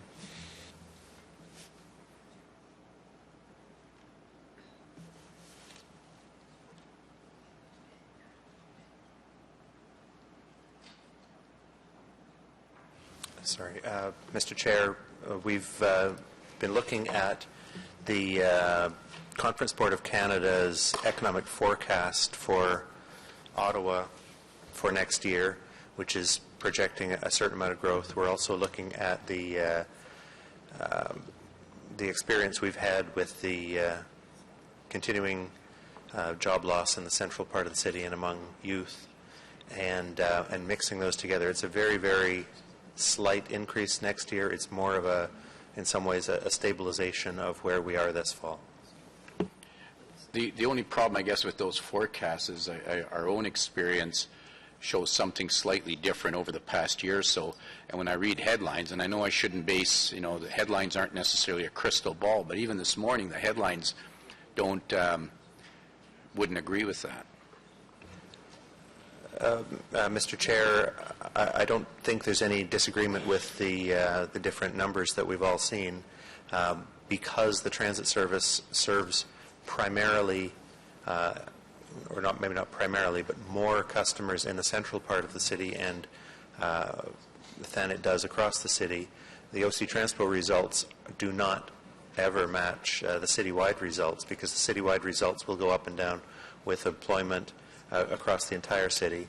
The OC Transpo results will always go up and down more than that with employment in the central part of the city, much of which is federal government or federal agencies. Mm-hmm. Okay. The line item on bus stops and shelters, we're showing $900,000 this year. Is that sufficient, or how does that match up with what the demand is and what the lag is in installing shelters? And I'm not going to get into specifics or get down in the weeds, but you're showing in the next few years the projection is actually less than that over the next 3 years following 2014. So is that an indication that you're catching up to demand, or the backlog is being resolved, or where does that leave us, and what's still outstanding? Because you know that I've been arguing about some shelters since optimization, ones that were identified that to accommodate longer wait times, transfer times, etc., and yet we still don't have them, and yet we're showing future amounts as being reduced. Mr. Chair, that figure includes both the installation of new shelters, and also the improvement of physical conditions at bus stops. For shelters, we continue to ask for funding for 50 new shelters each year. It's hard, maybe not even possible, to say what the right number of shelters is. Everyone would like a shelter at their stop, but some stops are used by smaller numbers of people each day. What we've looked at there is a forecast for what we plan to do this year and what other work we expect to have to do in future years. For the future years, it's still 50 shelters. We're just proposing a smaller amount of other remedial work to build pads and to build sidewalk and shelter connections in locations where that work isn't already being done by a developer or under an infrastructure improvement project. So, and how does that fit with, as we move forward on street furniture, which includes bus shop shelters that are to be paid for by advertising? How does this dovetail with that program? This program would blend in with that, so we're plugged into that initiative in terms of the volume. Our goal on that is to get as many shelters as we can with the litter and the recycling features that we've talked about in the past. In the meantime, we've kept this funding in place, and then we'll see what happens with that RFP process when that occurs. Right. In terms of that. And I just want to say that I think what you've been doing with the new shelters and the furniture that goes around has been a vast improvement. I mean, there's a different sense about a bus stop than what you had before, so it's certainly a step in the right direction. Thank you for that.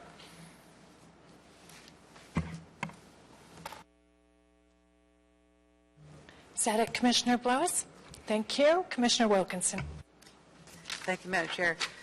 First thing is I've noticed no new routes again.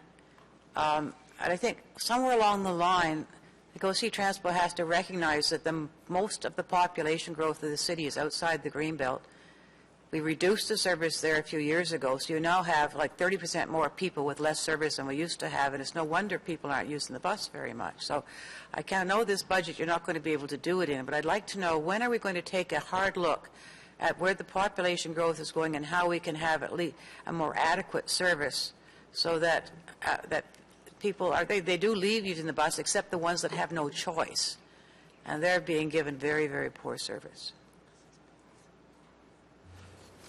Madam Chair, we continue to do that. We continue to watch all of the development plans and where the developments are actually occurring across the city. We make changes within the budget to reallocate the resources from areas where ridership may be a little lower to new areas where ridership is growing. That work continues. We've done some of that each year. We've got more of it coming later this year and into next year. We're continuing to look closely at certain key areas, the Canada North and Northwest area, the Canada West and into Stittsville area, the south part of Barrhaven, the new parts of Riverside South as they're being built, the new parts of Southwest Orleans as they're being built close to Renault Road, and always the continuing growth at the south end of Orleans and also the newly approved area in the east end of Orleans. So we will watch those areas as well as other development that's happening across the city and determine and come and speak to the councillors for those areas and through the councillors to the community to find what's the best way of serving those new customers or those relocated customers within the budget that the Commission establishes. I know you're doing that because we all work with you on what we can do on that, and I appreciate what you're doing, but you're not giving. Every year we have assessment growth, which provides more money to the budget, but we're not using that to add additional service in those areas. And, of course, they end up being low ridership areas because they don't have the service, and it's almost a circular type of a system. So just something I think we have to do a major look at. We did the 3 years ago, I guess it is now, we did a huge change. It's time, I think, to look at our system again and see if we need to do any more revisions that would, especially with the light rail coming, which is going to have great changes. So by the time it comes, we have a system in place that fits into that. Madam Chair, just to comment on that, I agree with the Commissioner. With light rail coming, Mr. Scrimger and his team are doing a whole review in terms of how the service at the feeder ends will change and evolve. We believe that will provide us some opportunities, and that's work that's yet to be done. But absolutely, we're on the same page. Yeah, but that's 5 years away, so we need to have things in the interim that, and he does a wonderful job of balancing things off, but he's got a lot of constraints on him doing that. That was just one point that I think we need to continue to look at more. Second one, have you taken account in this budget for the school bus, the public school board not going to bus the kids that are going to high school now instead of having passes from OC? Madam Chair, the budget, the draft budget was prepared before that decision was made by the school board. So we've been meeting with the school board and with the Transportation Authority to understand the ramifications for our customers of the decisions they've made, and we're working within those to make all the appropriate arrangements for our customers who are traveling to schools. But it's not just that, but how much revenue are we going to lose if that's in this budget? Madam Chair, as I've said, we are working with the school board to understand all of that. And as you can understand, this budget was prepared before they made that policy decision. So will we get a report back then saying which routes you no longer have to run as school routes, for example, because they're not providing the buses, and how much revenue you're losing? Because it looks like you're going to have to make some adjustment on this budget based on that. Madam Chair, certainly we can either memo back or provide a verbal update as quickly as we get the information. Pat will relay that to myself, and I'll advise the Commission accordingly. And in the Finance Department, are we going to have to adjust the budget once we know that? No, I don't think we will. It's not overall in the grand scheme of the revenue you raise. It's would be considered just one of the risks, along with everything else you've got in your budget. Okay. The second point is on the paratranspo. I know you're doing another 10,000 trips based mostly on the work that's been done by staff, but I noticed that the expense this year is projected to be higher than the budget was for this year, but you're giving the increase based on what was the budget, not on what our actual expenses are in 2013. So the increase is really less than it's not 1.9% on the actual cost, and that worries me a little bit. So is there enough money in there to make sure we do give those extra 10,000 trips, which isn't a lot, but it's at least something? Yes, Madam Chair, there is the capacity in there to provide the additional 10,000 trips. Because what it says in here is that the budget was 31,868, but the estimate at the end of the year is 32,200 million, and so the increase is shown over budget, but not over actuals. And I know that's how we do the budgeting, but in this particular case, because it's a service, I don't think the service is going to go down. Madam Chair, the Treasurer just pointed out that there were some one-time issues in 2012, so that explains that. But it is a $383,000 increase that we're putting towards that budget. Yeah, over budget, but not over actuals, right? I would think that with the aging population, we really need to do a complete analysis on paratransport of how our needs are going to be growing over the next 5 or 10 years, how we're going to be able to handle the budget on that, how we're going to be able to see who could use the service if we have to make those changes, etc. Will we have that information available by, say, the next budget, or when would that be available? Because I think it's really important to do. Madam Chair, we're looking at bringing a comprehensive report in 2015. We may start it in late 2014, but 2015 we'd have a comprehensive report, and included in that we're considering bringing in APTA to do a review on top of the CUTA one, because it does span everything that you've touched on and even more in terms of the difficult discussions that we need to have about policy, eligibility criteria, prioritization criteria, cancellation policies, the service delivery options. Is it door-to-door, or do we want to look at different alternatives that Councillor Caudry has mentioned in the past, and so forth. So advanced booking initiatives, and by that time we'll also have the IVR, the new vehicles in place, and the fare system implemented. So we have a lot of work to do on para. As you've heard from many of the speakers, they're very appreciative of the work we're doing. We know we need to do more, but we need to have a comprehensive review of para service so that we can manage it in the future. The goal is to make the service as efficient as possible before you start to ask for more dollars, because every dollar is precious, and we respect that. So when will that be completed?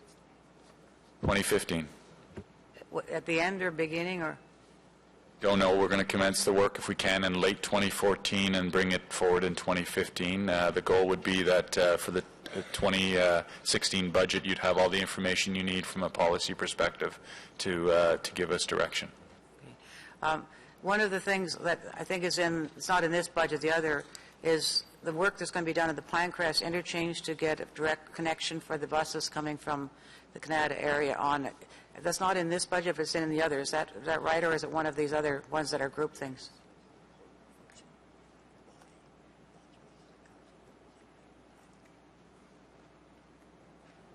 Madam Chair, if you can give us a minute, we just need to look that up. I think it's in the transportation budget. I'm just deferring to Pat.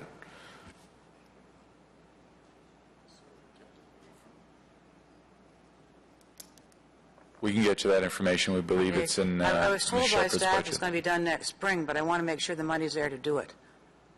We will find out. Okay. Let you know. And the last thing, I haven't had much time, but just to comment briefly on the big increase in the community pass. I really think we have to reduce that increase and try to spread that over a bit so that we can do it more gradually. If you want to bring it in line, doing it all that much at one time I think is unfair. And I hope that some of the other council commissioners or members will be talking to that, and I'll leave it to them to explain the reasons on it. But I think it's really very important because it's a huge increase at once, and maybe we're wrong not to do it before, but it's can't do it all at once now. Thank you. Thank you, Commissioner Wilkinson. Commissioner Eglai. Thank you, Madam Chair. Just a couple of questions. Mr. Manconi, I know that you and some of your team met with a group of para users yesterday, and we only crossed briefly in the hall. You indicated there was some good dialogue, there was some good discussion at the meeting. Maybe you could give the Commission some idea of some of the ideas that came out of that meeting. Yes, Madam Chair, you heard a lot of the comments today from the speakers. One of the things that they asked the Chair, and the Chair was supportive of in consultation with us, is that could the para customers ask that staff direct the 10,000 trips, the increase, to the winter months, to which we said we would certainly do that, and we looked to the Chair and yourselves for direction on that today. But I was also very clear with those present that they need to guarantee us that they're representative of the community, and that's not, I'm not suggesting they're not. That's an important decision. We support it. We understand it. Those are the more difficult months, so we would certainly do that if Commission gives us that direction to do that. And then it's up to the stakeholder group of para to say that's what they want, and we'll implement that. So that was some good dialogue. Also, the other things is they're very understanding and supportive. And again, for clarity, there's some difficult decisions that Commission will need to make, particularly around policy on prioritization of service, eligibility, and also things like cancellation policies, because we do cancel trips, and it's difficult for the customers, it's difficult for the service. Thank you for that, Mr. Manconi. And as part of that meeting, was there discussion of a follow-up meeting or getting back to this stakeholders group? There was dialogue about could we meet in the future again. We said absolutely, both through our various networks. Also, Councillor Caudry may want to comment on that in terms of he had a suggestion that he put forward, and the Chair is certainly committed to reconvening in about 6 months or so if they wanted to. Okay, thank you. The other piece is we heard from one of the delegations, Mr. Hawk. He's the one who first spoke about the number of trips that are being turned down or not being met. And as I sat here listening to that, I thought to myself, is part of that an education component? And by that I mean, Mr. Manconi, we essentially have a fully accessible fleet at this point in time with the low-floor buses. Is part of the issue, and I don't know, and that's why I'm asking, is part of the issue that people don't realize what our standard fleet can do in certain circumstances, or what service they can offer, or is it over and above that, and it's truly 80,000 trips that need to only go through the para system? It's a wide range of things. Certainly promoting the use of conventional transit when you can. You were one of the first to have 100% low-floor fleet with a significant investment to the fleet on that. There are cancellations that we need to deal with, and that's I'm not being critical of the customers. There are days that things will happen. Doctor appointment gets canceled, or you're due to your own circumstances, things happen. So we need to understand that. There's also some of the initiatives that we're implementing that will help in terms of optimize our booking procedures. So you've heard about the IVR, the online booking, the advanced booking discussion that we're going to have in the future will help that. It's a wide range of things, and a para service is sometimes compared to airline booking in terms of how do you book and manage and look at cancellations and weather and all those things. It is, as you've heard the speakers say, it's a complex operation for booking because you're in the booking business, and optimization of the booking resources is important. And so that's the policy review that we want to bring to you, so that we have a good understanding of how the business is operated and what the levers are that you as the Commission and Board of Governors can push or pull in terms of giving future direction. But certainly the goal is us as staff mine out every single efficiency. So one of the things we're doing this year is the taxi industry is very open to looking at some technology tools to minimize the overheads that we have to pay, and that will hopefully free up some costs for more trips. Thank you very much for that. Thank you very much, Councillor. Commissioner Hunt, please. Thank you. My first question relates to one of the highlights in the presentation that was made earlier today and also in the tabling of the budget back in October. One of the highlights was that transit service for events at Lansdowne would be fully covered by the event organizers, and that's pursuant to some contractual obligations, and I think that's a positive. My question relates more to what about service for Lansdowne in the non-event season? So just as a matter of course, is this, my understanding in the past was that there would be some service changes and modifications, potentially increases, to address the new demand for when Lansdowne gets up and running. And I know that one of the notes that was specifically made in the presentation was that the budget doesn't allow for any new services. So I just wanted to know whether or not, I guess first of all, whether or not there are plans to change the service to address the new demand at Lansdowne in non-event times. And then secondly, whether or not this is something that was considered and is provided for in the budget. Yes, Mr. Chair, what would be helpful is I'll ask Mr. Scrimger to walk through how the Lansdowne servicing works. There's thresholds driven by events and tipping points for certain types of events with capacity and so forth, so he can walk you through that. Mr. Chair, that's correct. There's different, for the event days, there's different levels, and the agreement with around the Lansdowne project sets out those amounts and allocates some responsibilities between the event organizer, OSEG, and OC Transpo in the city. For day-to-day operation of service along Bank Street, we do expect that there will be some new ridership along routes 1 and 7 on Bank Street as the development occurs. We'll be watching to see how those ridership increases compare to capacity on those routes. We've added capacity on those routes for other reasons in the last years anyway. So we'll just keep watching how the level of ridership is, what direction people are traveling from.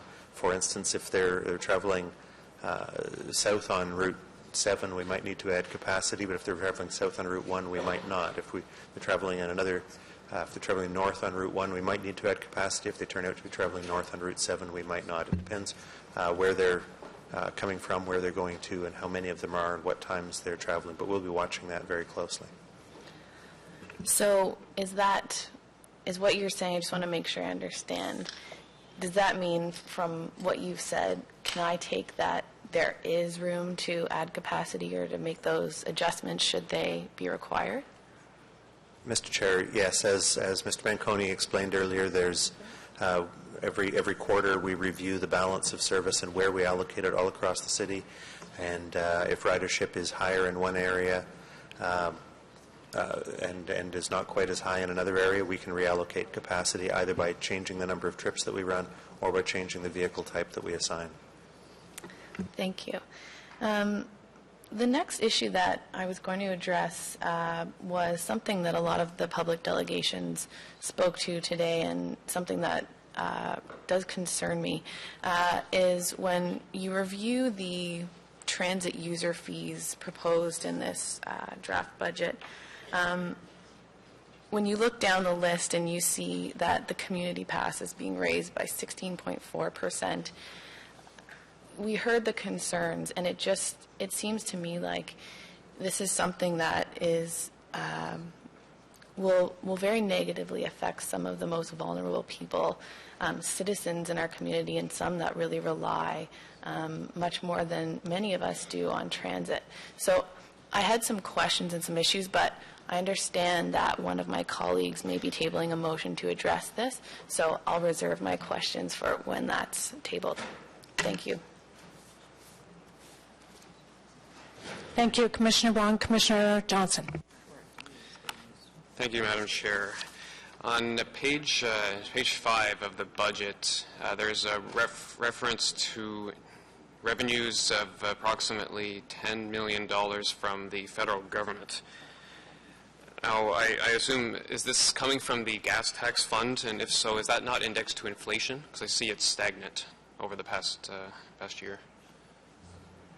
Madam Chair, that actually is gas tax, but the gas tax revenues are not received into general revenue in the city. They are a deferred revenue. We bring into, we keep it aside in a special account as we are required to by the agreement, and we bring into this budget the amount that we need to service the debt that was issued and is being paid by gas tax revenues. So we only bring in what we need to service the debt. Now, skipping up to page 8, there is a cost of $2.6 million related to the implementation of Presto, $2.6 million for this year. Could I ask for some elaboration on that? Like, isn't Presto mostly already implemented? What exactly does this entail? That's a wide range of costs, including maintenance costs for the units and fees and so forth. So that covers all the operations costs associated with the equipment and user fees. So these are operational. Okay. Okay, now I'm going ahead to page 15. Commissioner Johnson, can you speak into the mic? We can't hear you. Sorry about that. On page 15 and also page 25, there is a reference to an authority requested of $11 million for bus replacement. I understand that this is to help cover us off during the construction period. And just give me a moment here.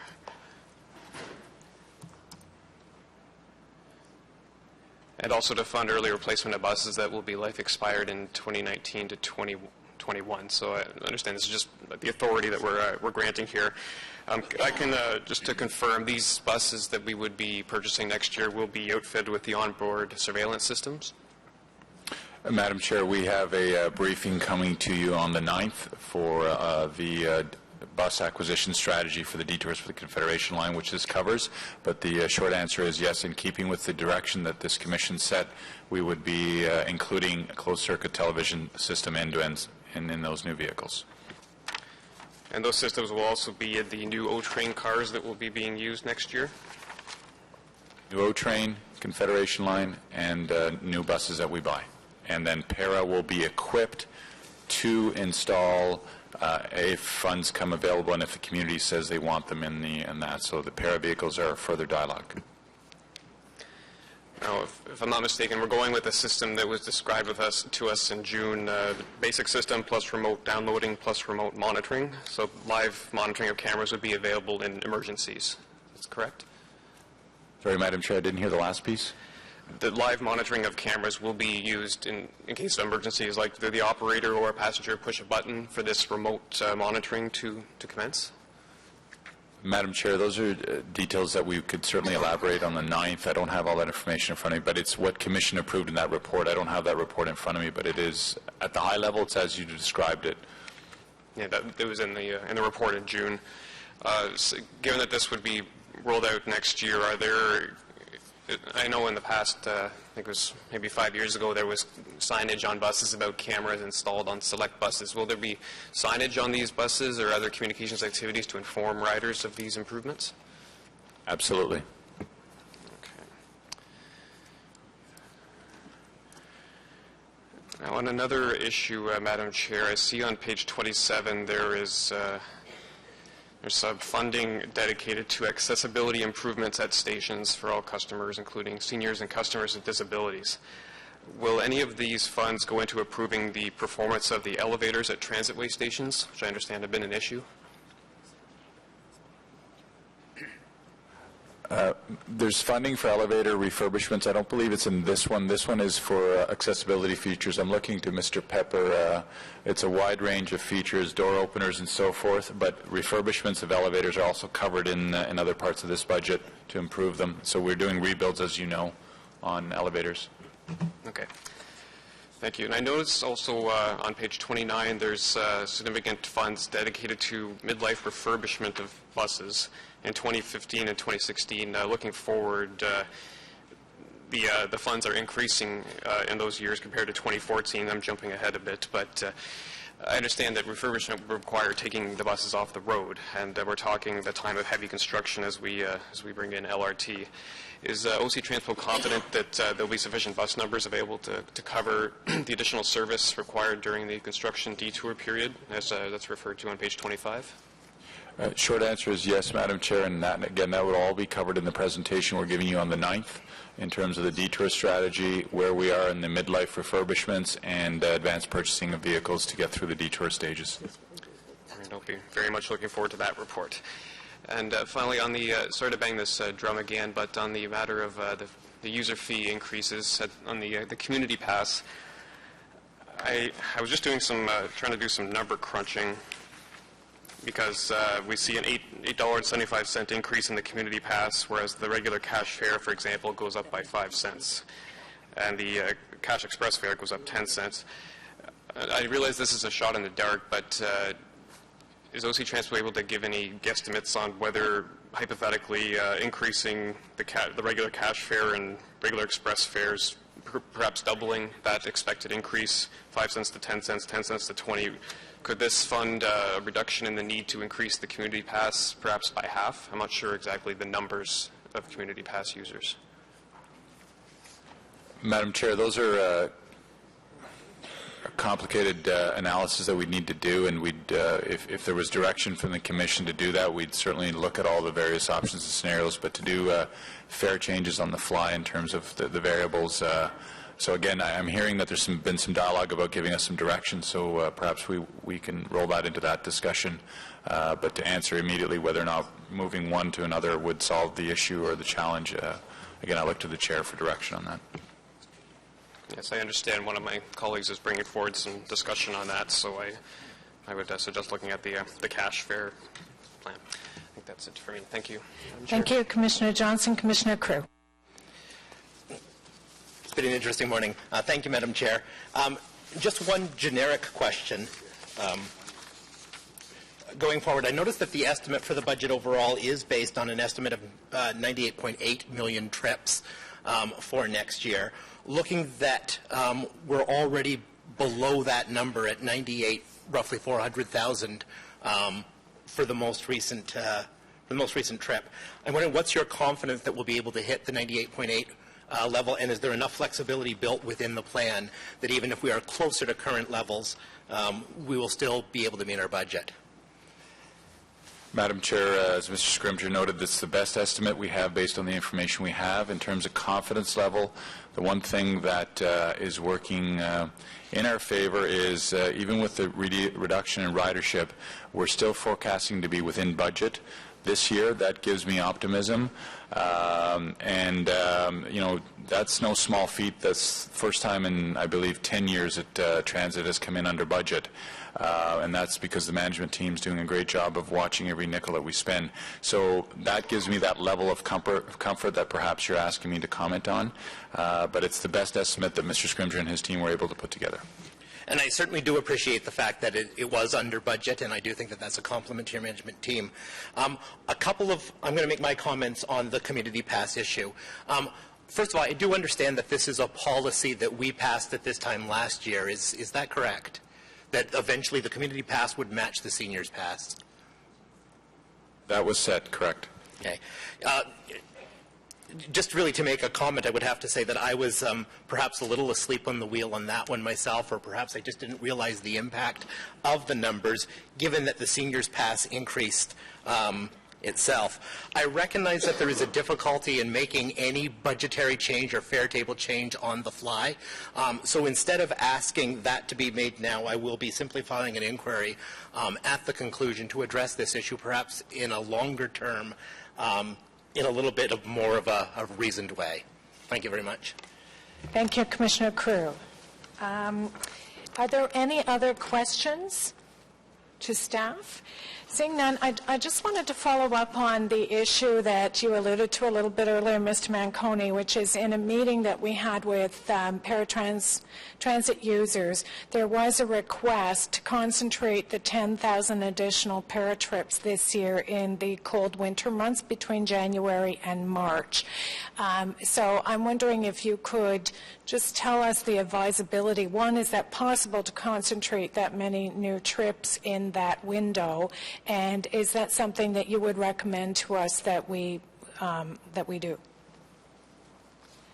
Yes, Madam Chair. Based on what I've heard, certainly I would support that. And I talked to Mr. Charter, and he believes it's feasible, so we would certainly do that, if that's the direction you give us today. Okay. Is the Commission comfortable with giving that direction, that to the extent possible we concentrate the additional 10,000 trips in the cold winter months, which are the ones that have the most pressure? Yes? So, okay, so Mr. Manconi, if you could take that as direction. So now we'll turn to consideration of the budget. I have the budget motion, which is that the Transit Commission recommends that Council, sitting as Committee of the Whole, approve the Transit Commission 2014 draft operating and capital budgets as followed. And there are three pages that we're going to approve in a second. But before we do, I just want to remind the Transit Commissioners that on June 12th of this year, City Council approved the 2014 budget process that included the requirement for each standing committee and the Transit Commission to work within the funding envelopes established for our mandate, and that any proposed additions to one part of our budget will require corresponding offsets from another part of our budget. Therefore, any motions that are brought forward that add to the Transit Commission's recommended budget without including an offsetting reduction will be ruled out of order. I also want to remind Commissioners that Council direction also dictates that policy debates need to be undertaken outside of the budget process. And just one final note, the Clerk, Legal and Finance staff are all available to assist Commissioners with the drafting of any motions if they so desire. So there are 3 pages that need to be approved, and we'll start with user fees, the fare table on pages 10 and 11. Are there any questions on these pages? So carried on the... Can you turn on your mic? I can't hear you. Does that include the fares? Yes, this is the approval of the fare table. Okay, because the numbers are different in the regular budget budget we got, so it's hard to follow a little bit. Madam Chair, I would like to see Commissioner Crew is going to be asking for some information about the community pass to be provided, but he is not asking for it right away. I want that information before we have the council budget meeting on the 27th. So without repeating all of the inquiries putting in, it's simply asking for information. because you know very well that if they pass the fare table at the budget, to change it before it comes implemented in next July requires 75% of council to do that, and it's a very difficult thing to do. If we have the information, it's much easier to deal with it. So I don't know if I can refer in a motion to the inquiry he's putting on. It's the simplest way to do it. I'd be happy to do it that way, simply that the information requested by Commissioner Crew in his inquiry about the community pass be made available to councillors prior to the budget meeting on November 27th. If I could do it that way, that's what I've written out, and it means I don't have to repeat everything. Okay, well, maybe I should just look to Mr. Manconi and ask if you have seen Commissioner Crew's inquiry and if you are able to provide that information between now and the council consideration of the budget. So, Madam Chair, we saw the draft inquiry, and I just, rather than being specific on looking at e-purse as an option, we've said look at all other fare types for the offsets. We were just talking right now whether or not it's feasible to have the information ready for council. We will do our best, and we might have the odd caveat on some things, but we'll do our best, and we thank Mr. Scrimger and the Treasurer for that, because they're going to do the heavy lift with us. Yeah, so I'd appreciate that. And I recognize you can only do your best, always. It's usually pretty good. Okay, so any other questions on the fare table? Commissioner Crew. And just a point of order on that last point. Of course, if the information is ready for council, I take that doesn't preclude the results of my inquiry from still coming back before this commission so that I can see it. Point well taken, Commissioner. So we'll do the... Oh. Commissioner Blake. If council receives the information and approves the fare table, then it's done. But there's always next year. Fair. 2015, though? Yes. Okay. I think Commissioner Crew was in an inquiry that I know that members of the audience haven't heard. I think the notion is a longer-term look, because there was a policy decision that was made to do a 2-year phase-in of the community pass, and this is the second year of that policy decision, and this is the implementation of that decision. So I think Commissioner Crew's intention is to have a little bit longer-term look at the community pass going forward. Okay, so anyone else on pages 10 and 11, the user fees? Where's the motion? I thought this was just direction that as long as we get the information as much as possible. So the direction is, to the extent possible, that information be provided to council before consideration of the 2014 budget. Okay, on the fare table, carried. Thank you. Okay, the second one is page 5. It's the operating resource requirement.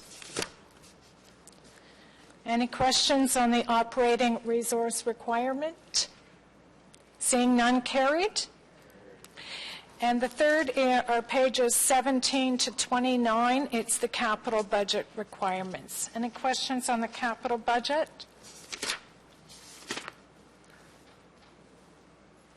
Seeing none, carried. Thank you. And that ends the budget deliberations. So thank you to the city staff. I know there's a lot of work goes into the preparation of the budget. We'll now go to the next item on the agenda, which is Q3 2013 Transit Services Performance Report, and that item was held by Commissioner Johnson. Thank you, Madam Chair. A few questions. During my tenure with the Commission, each time we received one of these reports, I've brought up the problem of early buses. This will be no exception. I use the online travel planner myself, I'd say hundreds of times a year. I'm a very big fan of that service. Frequently, I note, especially as of late, I've been noticing it gives 2-minute transfer windows for buses. Someone coming from the far-flung areas of suburbia, I frequently have to take 2 or 3 buses sometimes in the trips that I take. Early buses mean that someone may miss their transfer, and when local routes are involved, it can mean a significant extra amount of waiting time. Now, looking at the data here on, like I said, page 5, the on-time performance. In the AM peak period, for example, 87% of the buses are ranging from being 2 minutes early up to 5 minutes late. I'm sure a high proportion of these buses are actually on time, but I do feel that, like, the numbers are impressive, certainly. Don't get me wrong, I'm not complaining here, but especially given the unprecedented construction our city is undergoing. But the probability is still quite high that when trying to make a 2-minute transfer, the travel planner has instructed you to, either your first bus will be 2 minutes late or the second one will be 2 minutes early. And ensuring seamless transfers is a vital component of providing quality service at OC Transpo. OC Transpo staff have always said that they're aware of the early bus situation, tracking the data, they're working to remedy it. It also says that on page 5 of the report in between the two tables. However, we're consistently seeing approximately the same results in terms of early buses. So I was hoping staff could further explain why the lack of change here, despite the measures that they say are being taken to address this problem. Madam Chair, it's the numerous variables that are out there for the operators who have without all the construction that we have right now, a very difficult task of navigating through the system. And the analogy I always bring is you hit one traffic light, that could throw this off. So it's very ambitious targets. And I can tell you that we're having good dialogue with ATU 279 for the operators, because they're concerned that they want to be on time and perform appropriately and so forth. But it's difficult out there in the best of time. And when you layer on all the construction that you're seeing right now, it's very challenging times. We're also working on the issue that the union has brought up with us on the clever devices to ensure that the information back and forth from control to the buses is accurate. There's some issues that we have to address there, but it's a challenge. I do hope to see Q4 2013 as an improvement on 2012. Like, inclement weather and construction certainly can explain late buses, but it doesn't. I don't think it really justifies the 24% of morning regular service buses that were early in Q4 2012, for example. And on this 2-minute transfer window, has there been consideration of modifying the online travel planner so that the minimum transfer time is, say, 4 minutes instead of 2 minutes, something more reasonable for people making multiple transfers? Madam Chair, I really don't know. We'd have to think about that, and given everything else that we've got underway, I don't know what the benefits are of that right now, especially entering into the increased construction forecast that we're going to be bringing forward with all the detours and so forth. So happy to put it on the list of things to look at. Yeah, not pressing, but I expect this need to not go away when there's probably increased transfers when the construction kicks into full swing. I was also wondering why express buses are so much more likely to be early in the PM than in the AM. It's 19% early in the PM versus 4% in the AM here. And in the PM, express buses begin their route in the downtown core. So you'd expect them to be late, if anything, because of the congestion in the downtown during rush hour. But it seems to be the reverse. Are the schedules simply needing to be tweaked here, or do we have any explanation as to the unusually high number in the PM of early express buses? Madam Chair, one of the, I don't know if you'd call it a lack, one of the things that we'd like to change in the way we measure on-time performance is now possible. We're still using a previous generation data set, data stream, and so we measure on-time performance of each bus as it rolls over the entire route. Clearly, in the case of express routes, the most important on-time performance is picking up in downtown, but we look at on-time performance over the whole entire route. If that bus picks up some time as it goes along the transitway and the highway to get wherever it's going, but then loses more time later, it can be on time when it picks people up, it can be on time when it drops people off. But if it ran ahead of time in the intervening number of kilometers where nobody was either getting on or off, that would show up in these statistics. What we're interested in doing is moving to our more modern, sort of a second generation GPS data stream that where we can measure on-time performance at the locations where it is important to customers as they board the bus. and perhaps even weight it according to the number of people who are waiting for that bus. So we're talking about on-time performance of our service rather than on-time performance of our vehicles. So we're looking at that, and we hope during next year to be reaching some conclusions and perhaps in time bringing some proposals to the Commission to change the way that we measure some of the aspects of on-time performance. To confirm, these data include all routes, including a number of checkpoints across the route, or is it a selection of routes? The data we present to you are all routes, all times, all sections of all routes. Now, in April of this year, I asked for some additional data on off-peak performance in terms of timeliness. I know that my colleague, Commissioner Cruz, brought this up as well. Mr. Scrimgeour indicated at the time that it wasn't part of the template, which of course it isn't, but he added that he would be coming back to the Commission later this year with some recommendations on how they report in terms of these the quarterly performance reports, which measures are most important for our purposes, etc. As we're later in the year, I was just wondering where that was at. Madam Chair, the revised performance reporting project has been pushed off to 2015. Mr. Scrimgeour and his team are at capacity with many of the reports that we referenced today that are coming. There's the detour buses, there's budgeting process and so forth, Fairgate strategy, which when you see that you'll see the complexity of that. So simply not enough time on that, and also going into all the detours. I was concerned about changing our performance framework given the other challenges that we have with respect to the work we're doing with the operators and the union in terms of reporting on-time performance. So we're about to throw our system off in terms of all the detours, so bringing a revised performance framework on that would not be a sensible thing to do. So we've pushed that off to 2015. Well, far be it for me to do anything that would jeopardize the timely initiation of the Confederation line. Thank you, Madam Chair.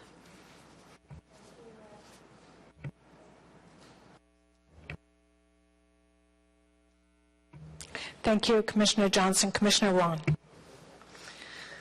Thank you.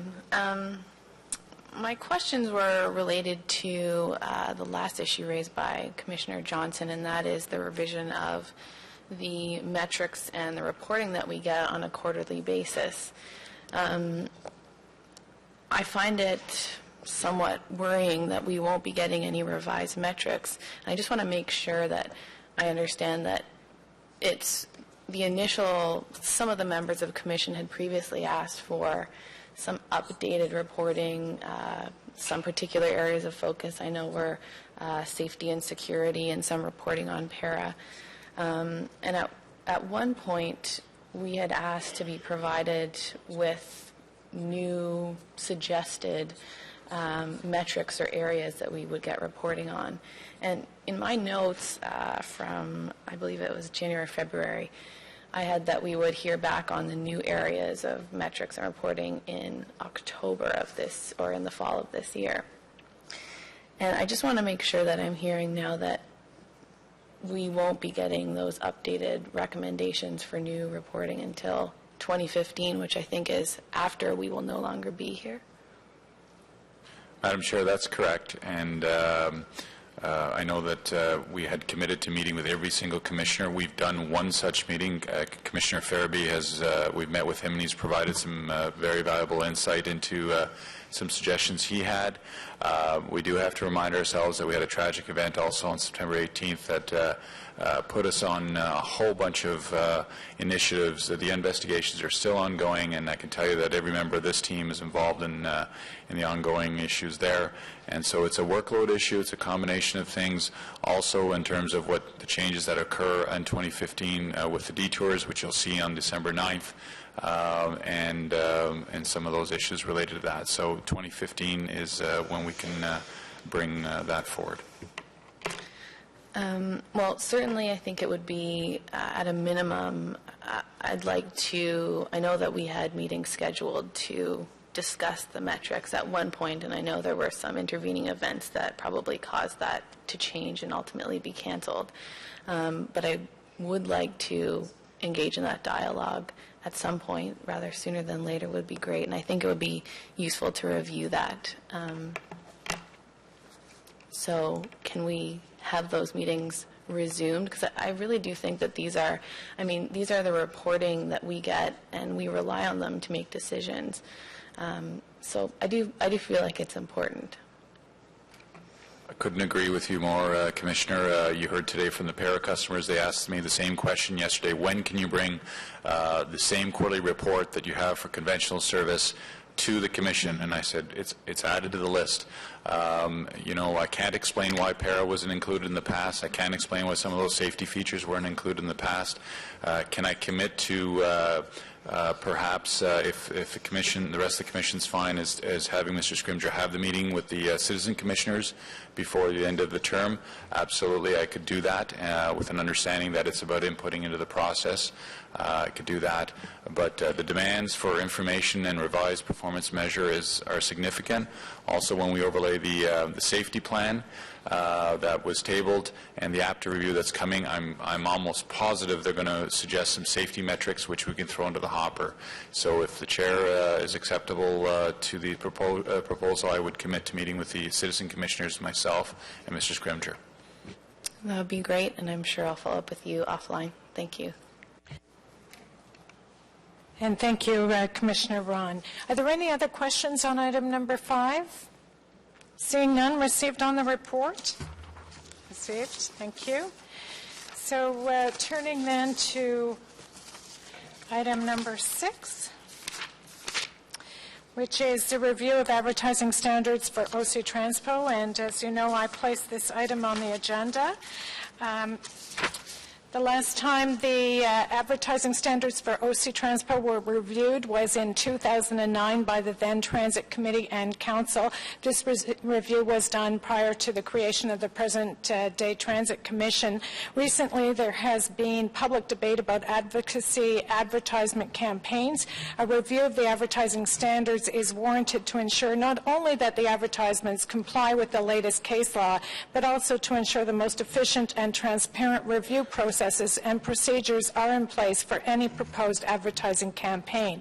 The General Manager of Transit Services, together with the City Clerk and Solicitor, will review the advertising standards for OC Transpo to ensure they comply with recent case law. They will determine if recommendations are necessary for any required amendments, particularly regarding the internal review process, the dispute resolution process, and other administrative processes contained in the advertising standards. And I just want to point out, this is not about limiting free speech. This is about reviewing our advertising standards, and I think it's timely to do that. So that's why I'm asking the Transit Commission to approve the recommendation that I placed on the report. There are a couple of speakers on this issue, so I'm going to call them now, starting with David Long, the founder of the 9/11 Justice Canada Rethink 9/11 campaign. And Mr. Long will be followed by Isabel Beenan, AE 9/11 Truth.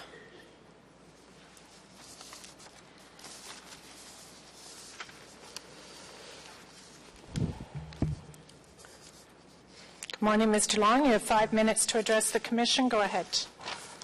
Good morning. Honorable Transit Commission members, I'm a 9/11 survivor. I am here today to speak on behalf of myself and Bob McIlvaine, who lost his son, Bobby McIlvaine, on 9/11. In 1999, I moved from Ottawa to the United States and was at Merrill Lynch in New York City by 2001. Bobby McIlvaine was also an employee of Merrill Lynch, where I worked. On that morning, I left the subway at Fulton and was about to go between WTC 1 and 2. I stopped on Fulton, and if I hadn't, I would probably be dead. The first explosion blew out the backside of WTC 1 and scattered debris widely. I felt the heat from the second explosion. I could see molten metal coming out of the towers. This looked very peculiar, and these fires burned for weeks after. The smell was like burnt plastic and dead bodies. I didn't understand what that was until AE 9/11 Truth explained it. These were not natural burning fires, but highly engineered incendiaries containing their own source of oxygen. From that point, I had doubts about the official story. There were huge explosions, and many of them. The first one felt like an earthquake. As the towers collapsed, there were sounds of many massive explosions. Ms. Deans, and respected committee members, the ad policies are fine as they stand. The Charter of Rights and Freedoms gives me the right to speak freely about what I saw and heard on 9/11, just as it gives the architects and engineers for 9/11 Truth and the Rethink 9/11 campaign the right to share information about what happened on 9/11. Therefore, in the spirit of this brave and important campaign, I stand with architects and engineers for 9/11 Truth, with Bob McIlvaine, father of Bobby McIlvaine, one of my co-workers killed during the attacks, my fellow New Yorkers, and our many supporters here in Ottawa. We ask you to rethink 9/11. This statement is from Bob McIlvaine, who could not be here today.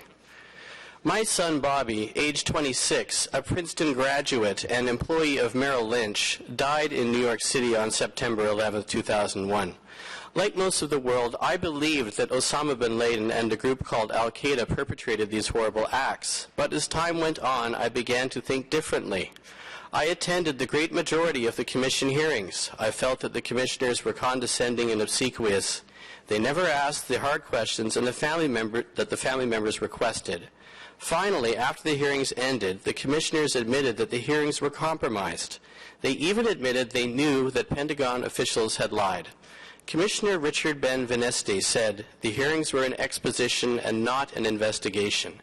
Max Cleland, another commissioner, quit the 9/11 Commission, stating that it was nothing but a sham.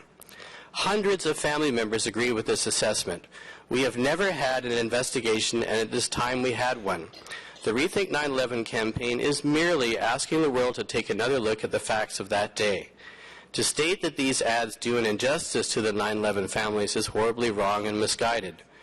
We families need to find the truth. Thank you. Robert McIlvaine, father of Bobby. Okay, thank you, Mr. Long, for your presentation. Are there any questions? Seeing none, we'll move to Isabel Beenan, AE 9/11 Truth.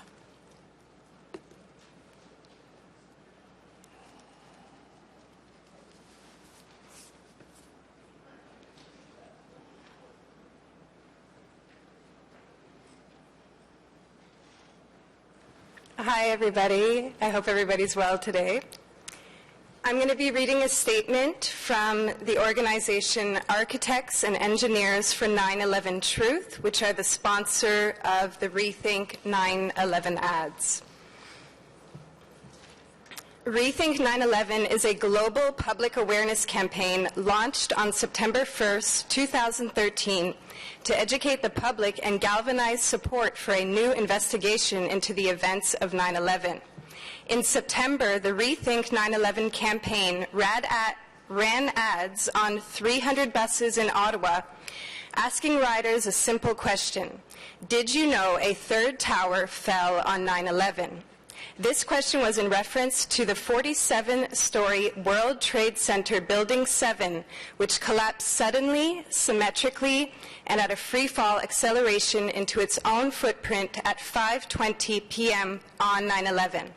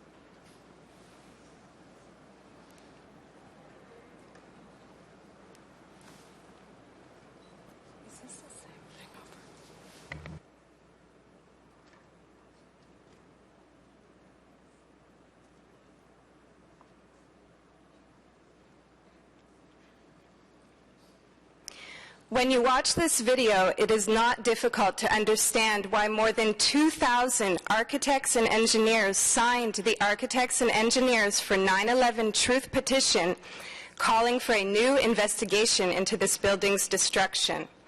It is also not difficult to understand why 51% of Canadians who watched this same 30-second video said that they suspect the building's collapse was caused by controlled demolition, and only 18% suspected it was caused by fires, which is what the U.S. government narrative tells us. Unfortunately, still to this day, millions of people around the world are not aware of the collapse of Building 7, let alone have they seen it. The goal of Rethink 9/11 is to make this information widely known by running advertisements in cities around the world, encouraging the public to look at evidence and decide for themselves. Should such an activity be blocked because some in our society are uncomfortable about the implications of this building being brought down by controlled demolition? The Canadian Charter of Rights and Freedom says no. Our right to share this information respectfully, as we have done, is protected.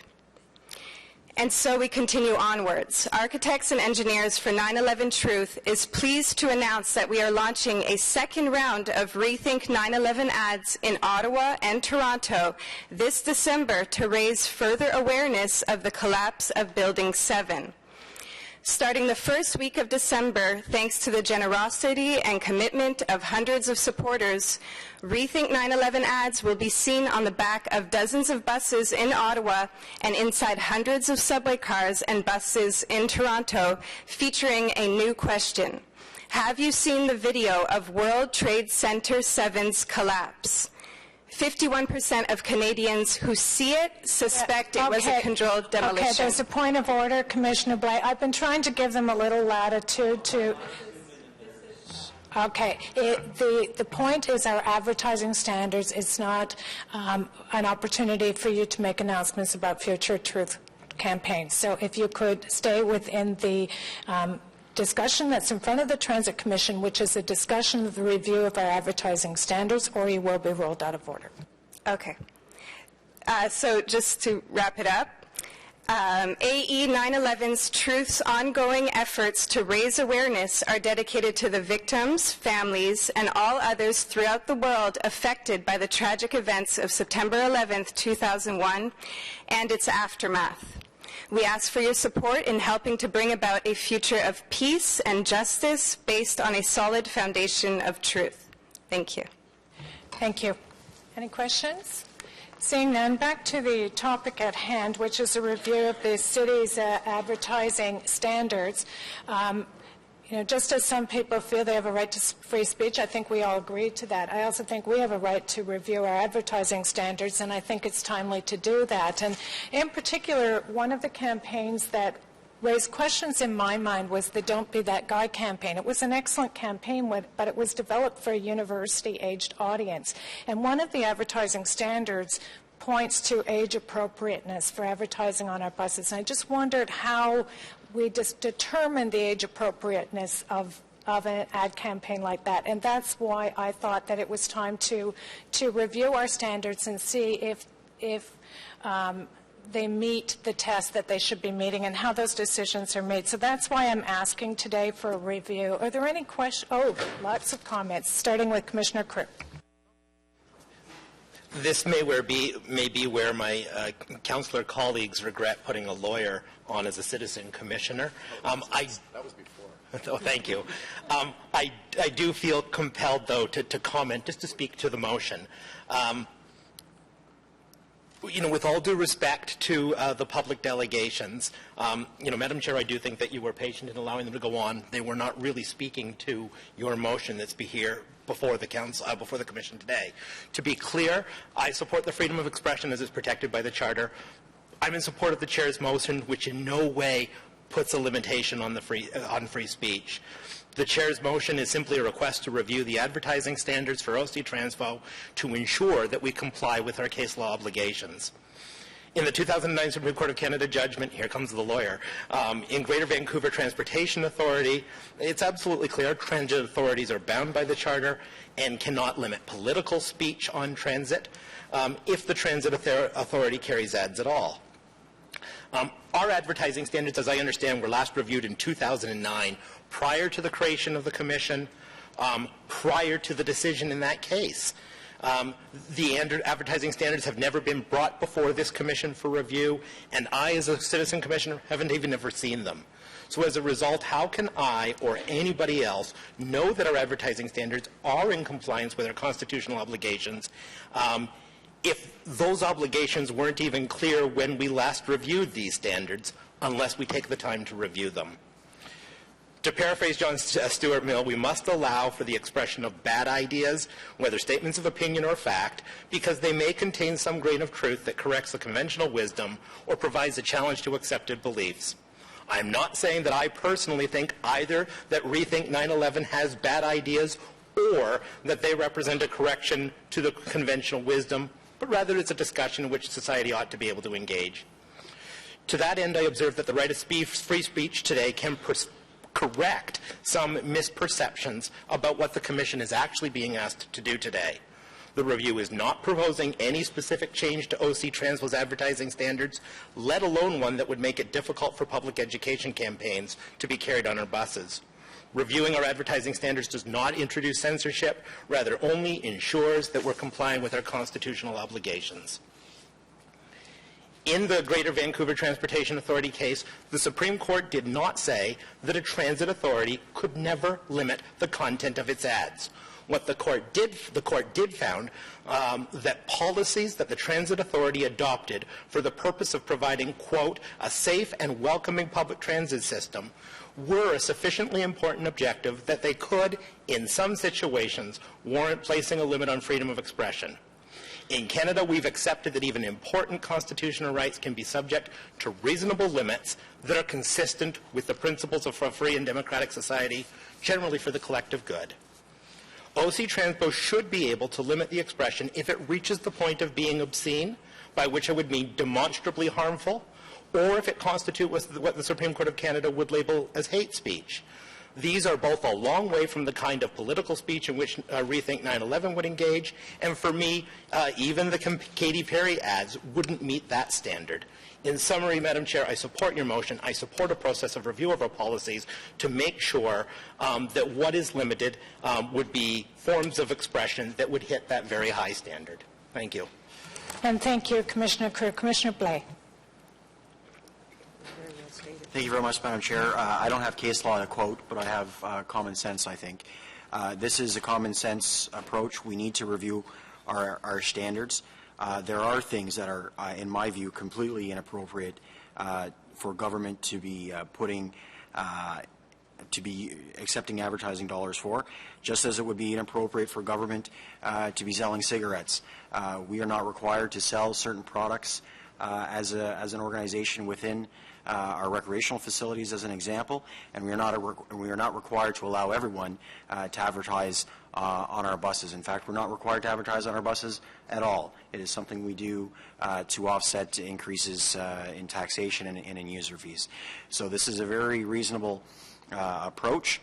I think we can all agree there are many things we would not like to see advertised on our city buses, whether it's for the protection of children or vulnerable populations, or simply out of responsibility to other populations within our community. I think the chair was quite generous in the latitude provided to the speakers. They did not address the report at all. They came here to make a political protest about their particular view of an event that caused Canada to go to war. And as someone whose brother fought overseas, that is troubling to me. I'll leave it at that, and I look forward to the results of this analysis. Thank you very much, Commissioner Blais. Commissioner Kadri. Thank you very much, Madam Chair. And just coming back to the discussion that's going around the table on this item, for me, the advertising on the OC Transport buses is not actually advertising a service or advertising other messages. For me, advertising on the OC Transport bus is not only a revenue thing, but also as an information piece, because there are many a time where OC Transport uses those ads to inform the community about city programs or about other things that are happening within this organization. For that reason, I think the advertising, works on the OC Transport buses. If groups like the 9/11 want to put some kind of message out there, that should be through a policy, a well-designed policy. I mean, this is the second time in my term in this council that we're dealing with this issue. I think this policy, Madam Chair, not only deserves a review, but I think it deserves a more comprehensive review, where you're saying to it, review the policy from top to bottom.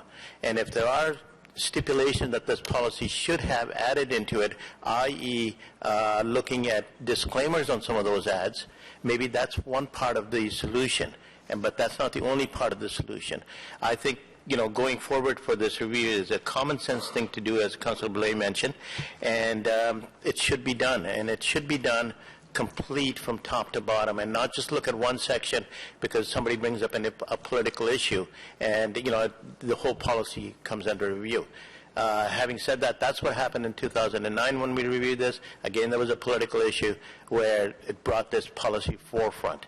I think this time we should do a comprehensive review as an independent body, or as a body of the City of Ottawa, independent of council in terms of Transit Commission, and I think it's high time that we did that. I do support your motion, Madam Chair, and let's see when the staff brings back the report. Thank you. Thank you, Commissioner Cadre. Commissioner Egley. Thank you, Madam Chair. I'm not sure where Commissioner Crew was going with the lawyer comments, but I can deal with him offline on that. I'm going to state the obvious. I was just scanning through the report again during the discussion, and there is no mention whatsoever of Rethink 9/11 in the report or any other advertising campaign that's occurred. This is not about Rethink 9/11. This is about this particular body, which is a new one to the City of Ottawa. It's about setting our policies, setting our standards, doing our reviews so that we can operate efficiently and appropriately on behalf of the residents of Ottawa.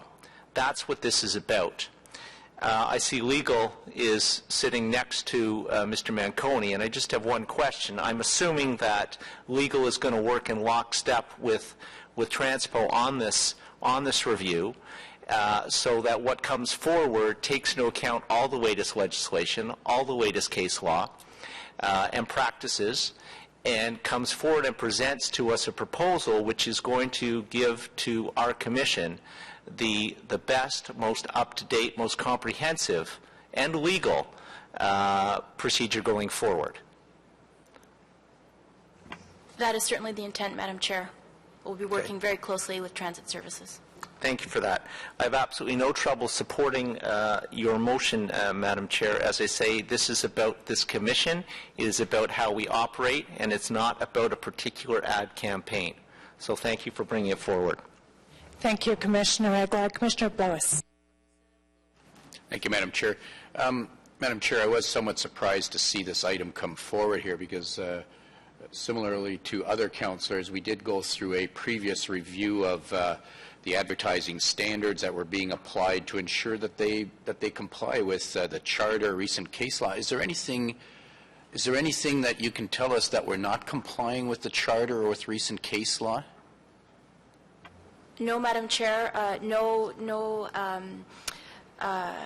Non-compliance has been detected. In fact, the last time that the advertising standards were reviewed, it took into account the Supreme Court of Canada case that Commissioner Crew mentioned. That being said, I'm aware that there is some new case law since that time, and it will be thoroughly reviewed as part of this review that you're proposing today. Okay, thank you. Well, I'm not adverse to going through this, but I think until somebody actually came forward and said, hey, there's a deficiency here, a defect, we really didn't need to do this. But I respect the fact that you want to ensure that we're on safe ground. But I think, when we do something like this, you need to be cautious that you don't just create a soapbox for somebody. Whether I agree or disagree doesn't matter. Thank you. Point well taken. Thank you, Councillor. Anyone else? Okay, seeing none, carried on the recommendation. Carried. Thank you. Okay, notices of motion for consideration at the next meeting. Any notices of motion? Seeing none, inquiries, starting with Commissioner Crew. Thank you, Madam Chair. My inquiry is as follows, with my thanks to staff and to Mr. Manconi for his input on this as well. The inquiry is as follows. Can staff provide the Transit Commission with the following information? Number one, what would be the impact on revenues if the community cap pass were set at $36.15 beginning July 1st, 2014? Just for the Commission's information, the $36.15 is not arbitrary, but represents the highest increase for other fares had it been applied going year over year to last year's rate.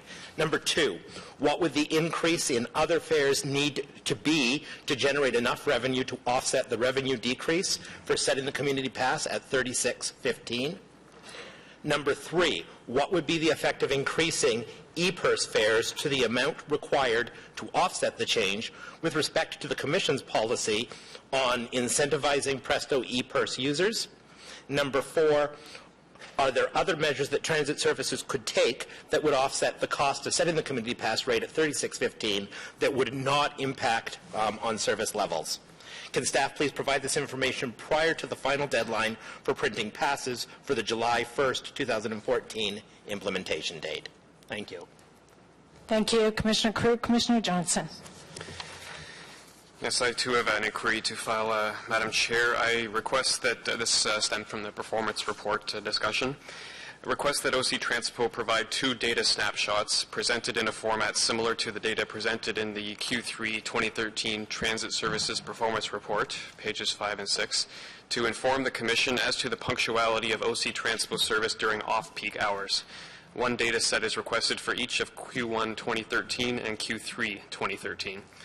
As required to minimize the resources necessary to comply with this request, the scope of these snapshots may be limited to the hours of 11 a.m. to 2 p.m. and 7 p.m. to 9 p.m. on weekdays, and routes 1, 2, 4, 7, 9, 14, 16, 94, 97, 101, 118, 130, 147, 168, and 170. That's not a short list, so I'm going to have to ask Mr. Manconi if we have the resources to do this work. No, we do not. So I think that poses a bit of a problem in terms of an inquiry. I would recommend, Commissioner Johnson, you turn that into a motion to direct staff to do that. Well, I did speak with Mr. Scrimgeour before. He indicated that this would not be a problem, but it's obviously not as pressing time-wise as my colleague's inquiry here, like in the coming months.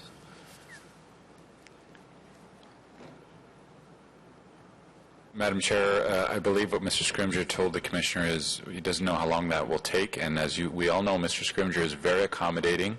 But as we've heard, we've deferred reports that this Commission has shown interest in, and so respectfully, I'm just being honest here, we have a busy workload, and to do that, I don't know where Mr. Scrimgeour is going to fit that in, and that also involves the rest of the management team and myself. So there's lots of issues on the list, and I'm just sharing with you, I don't believe we have the capacity to take that on right now. We'll put it on the long list of if capacity exists, if that's the direction. With the consent of the Commission, I'm going to ask for a waiver of the rules to put this as a motion, and we'll vote on it, and the decision will be made. Does that sound fair? Yes? Well, we could put it as a notice of motion and deal with it. You want it as a notice of motion? Is it the preference of the Commission to deal with it today or as a notice of motion?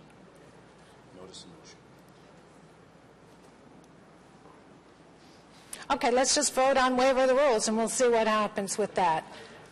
Okay? Because you're all being kind of quiet. Okay, so on waiver of... Yes to waiver of the rules? Oh. Commissioner Ron. Chair, I was just, my point of view is I believe that we should put it as a notice of motion so we can consider it and vote on it next meeting. Is that the will of the Commission?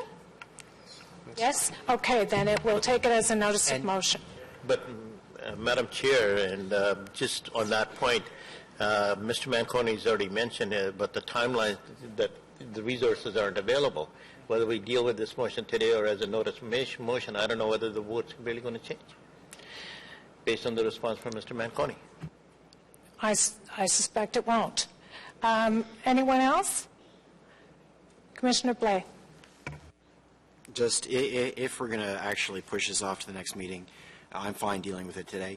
But if we are, some rationale as to why those particular routes were chosen would be nice, because I could list off every route in my ward and in the eastern part of the city, and I'm sure other parts of the city that, you know, I want some more metrics on, etc. But, you know, so some rationale as to why that list of, 15 or 20 routes, whatever it was chosen would be nice.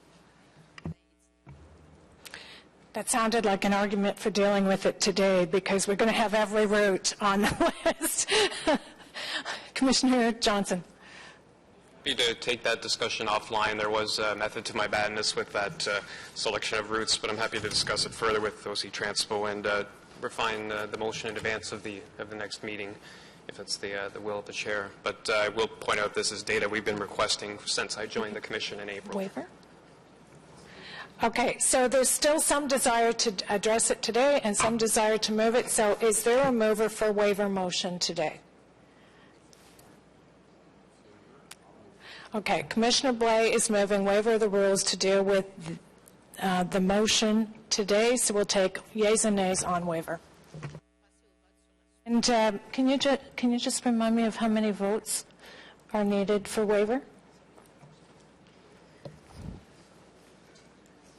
2/3 of those present and voting? 2/3 of those present and voting for waiver. Commissioner Blais. Yes. Commissioner Blois. No. And Commissioner Eglai. Commissioner Eglai. Yes. Commissioner Hobbs. Yes. Commissioner Tierney. Yes. Commissioner Wilkinson. No. Commissioner Crew. No. Commissioner Farabee. Commissioner Johnson. No. Commissioner Ron. No. Commissioner Kadri. Yes. And Chair Deans. Yes. 7 yeas, 5 nays. Can somebody do the math for me? 7 yeas, 5 nays. Okay, it loses, so it's a notice of motion be considered 2 weeks from now. Any other inquiries? Seeing none? Other business? Adjourn. Thank you.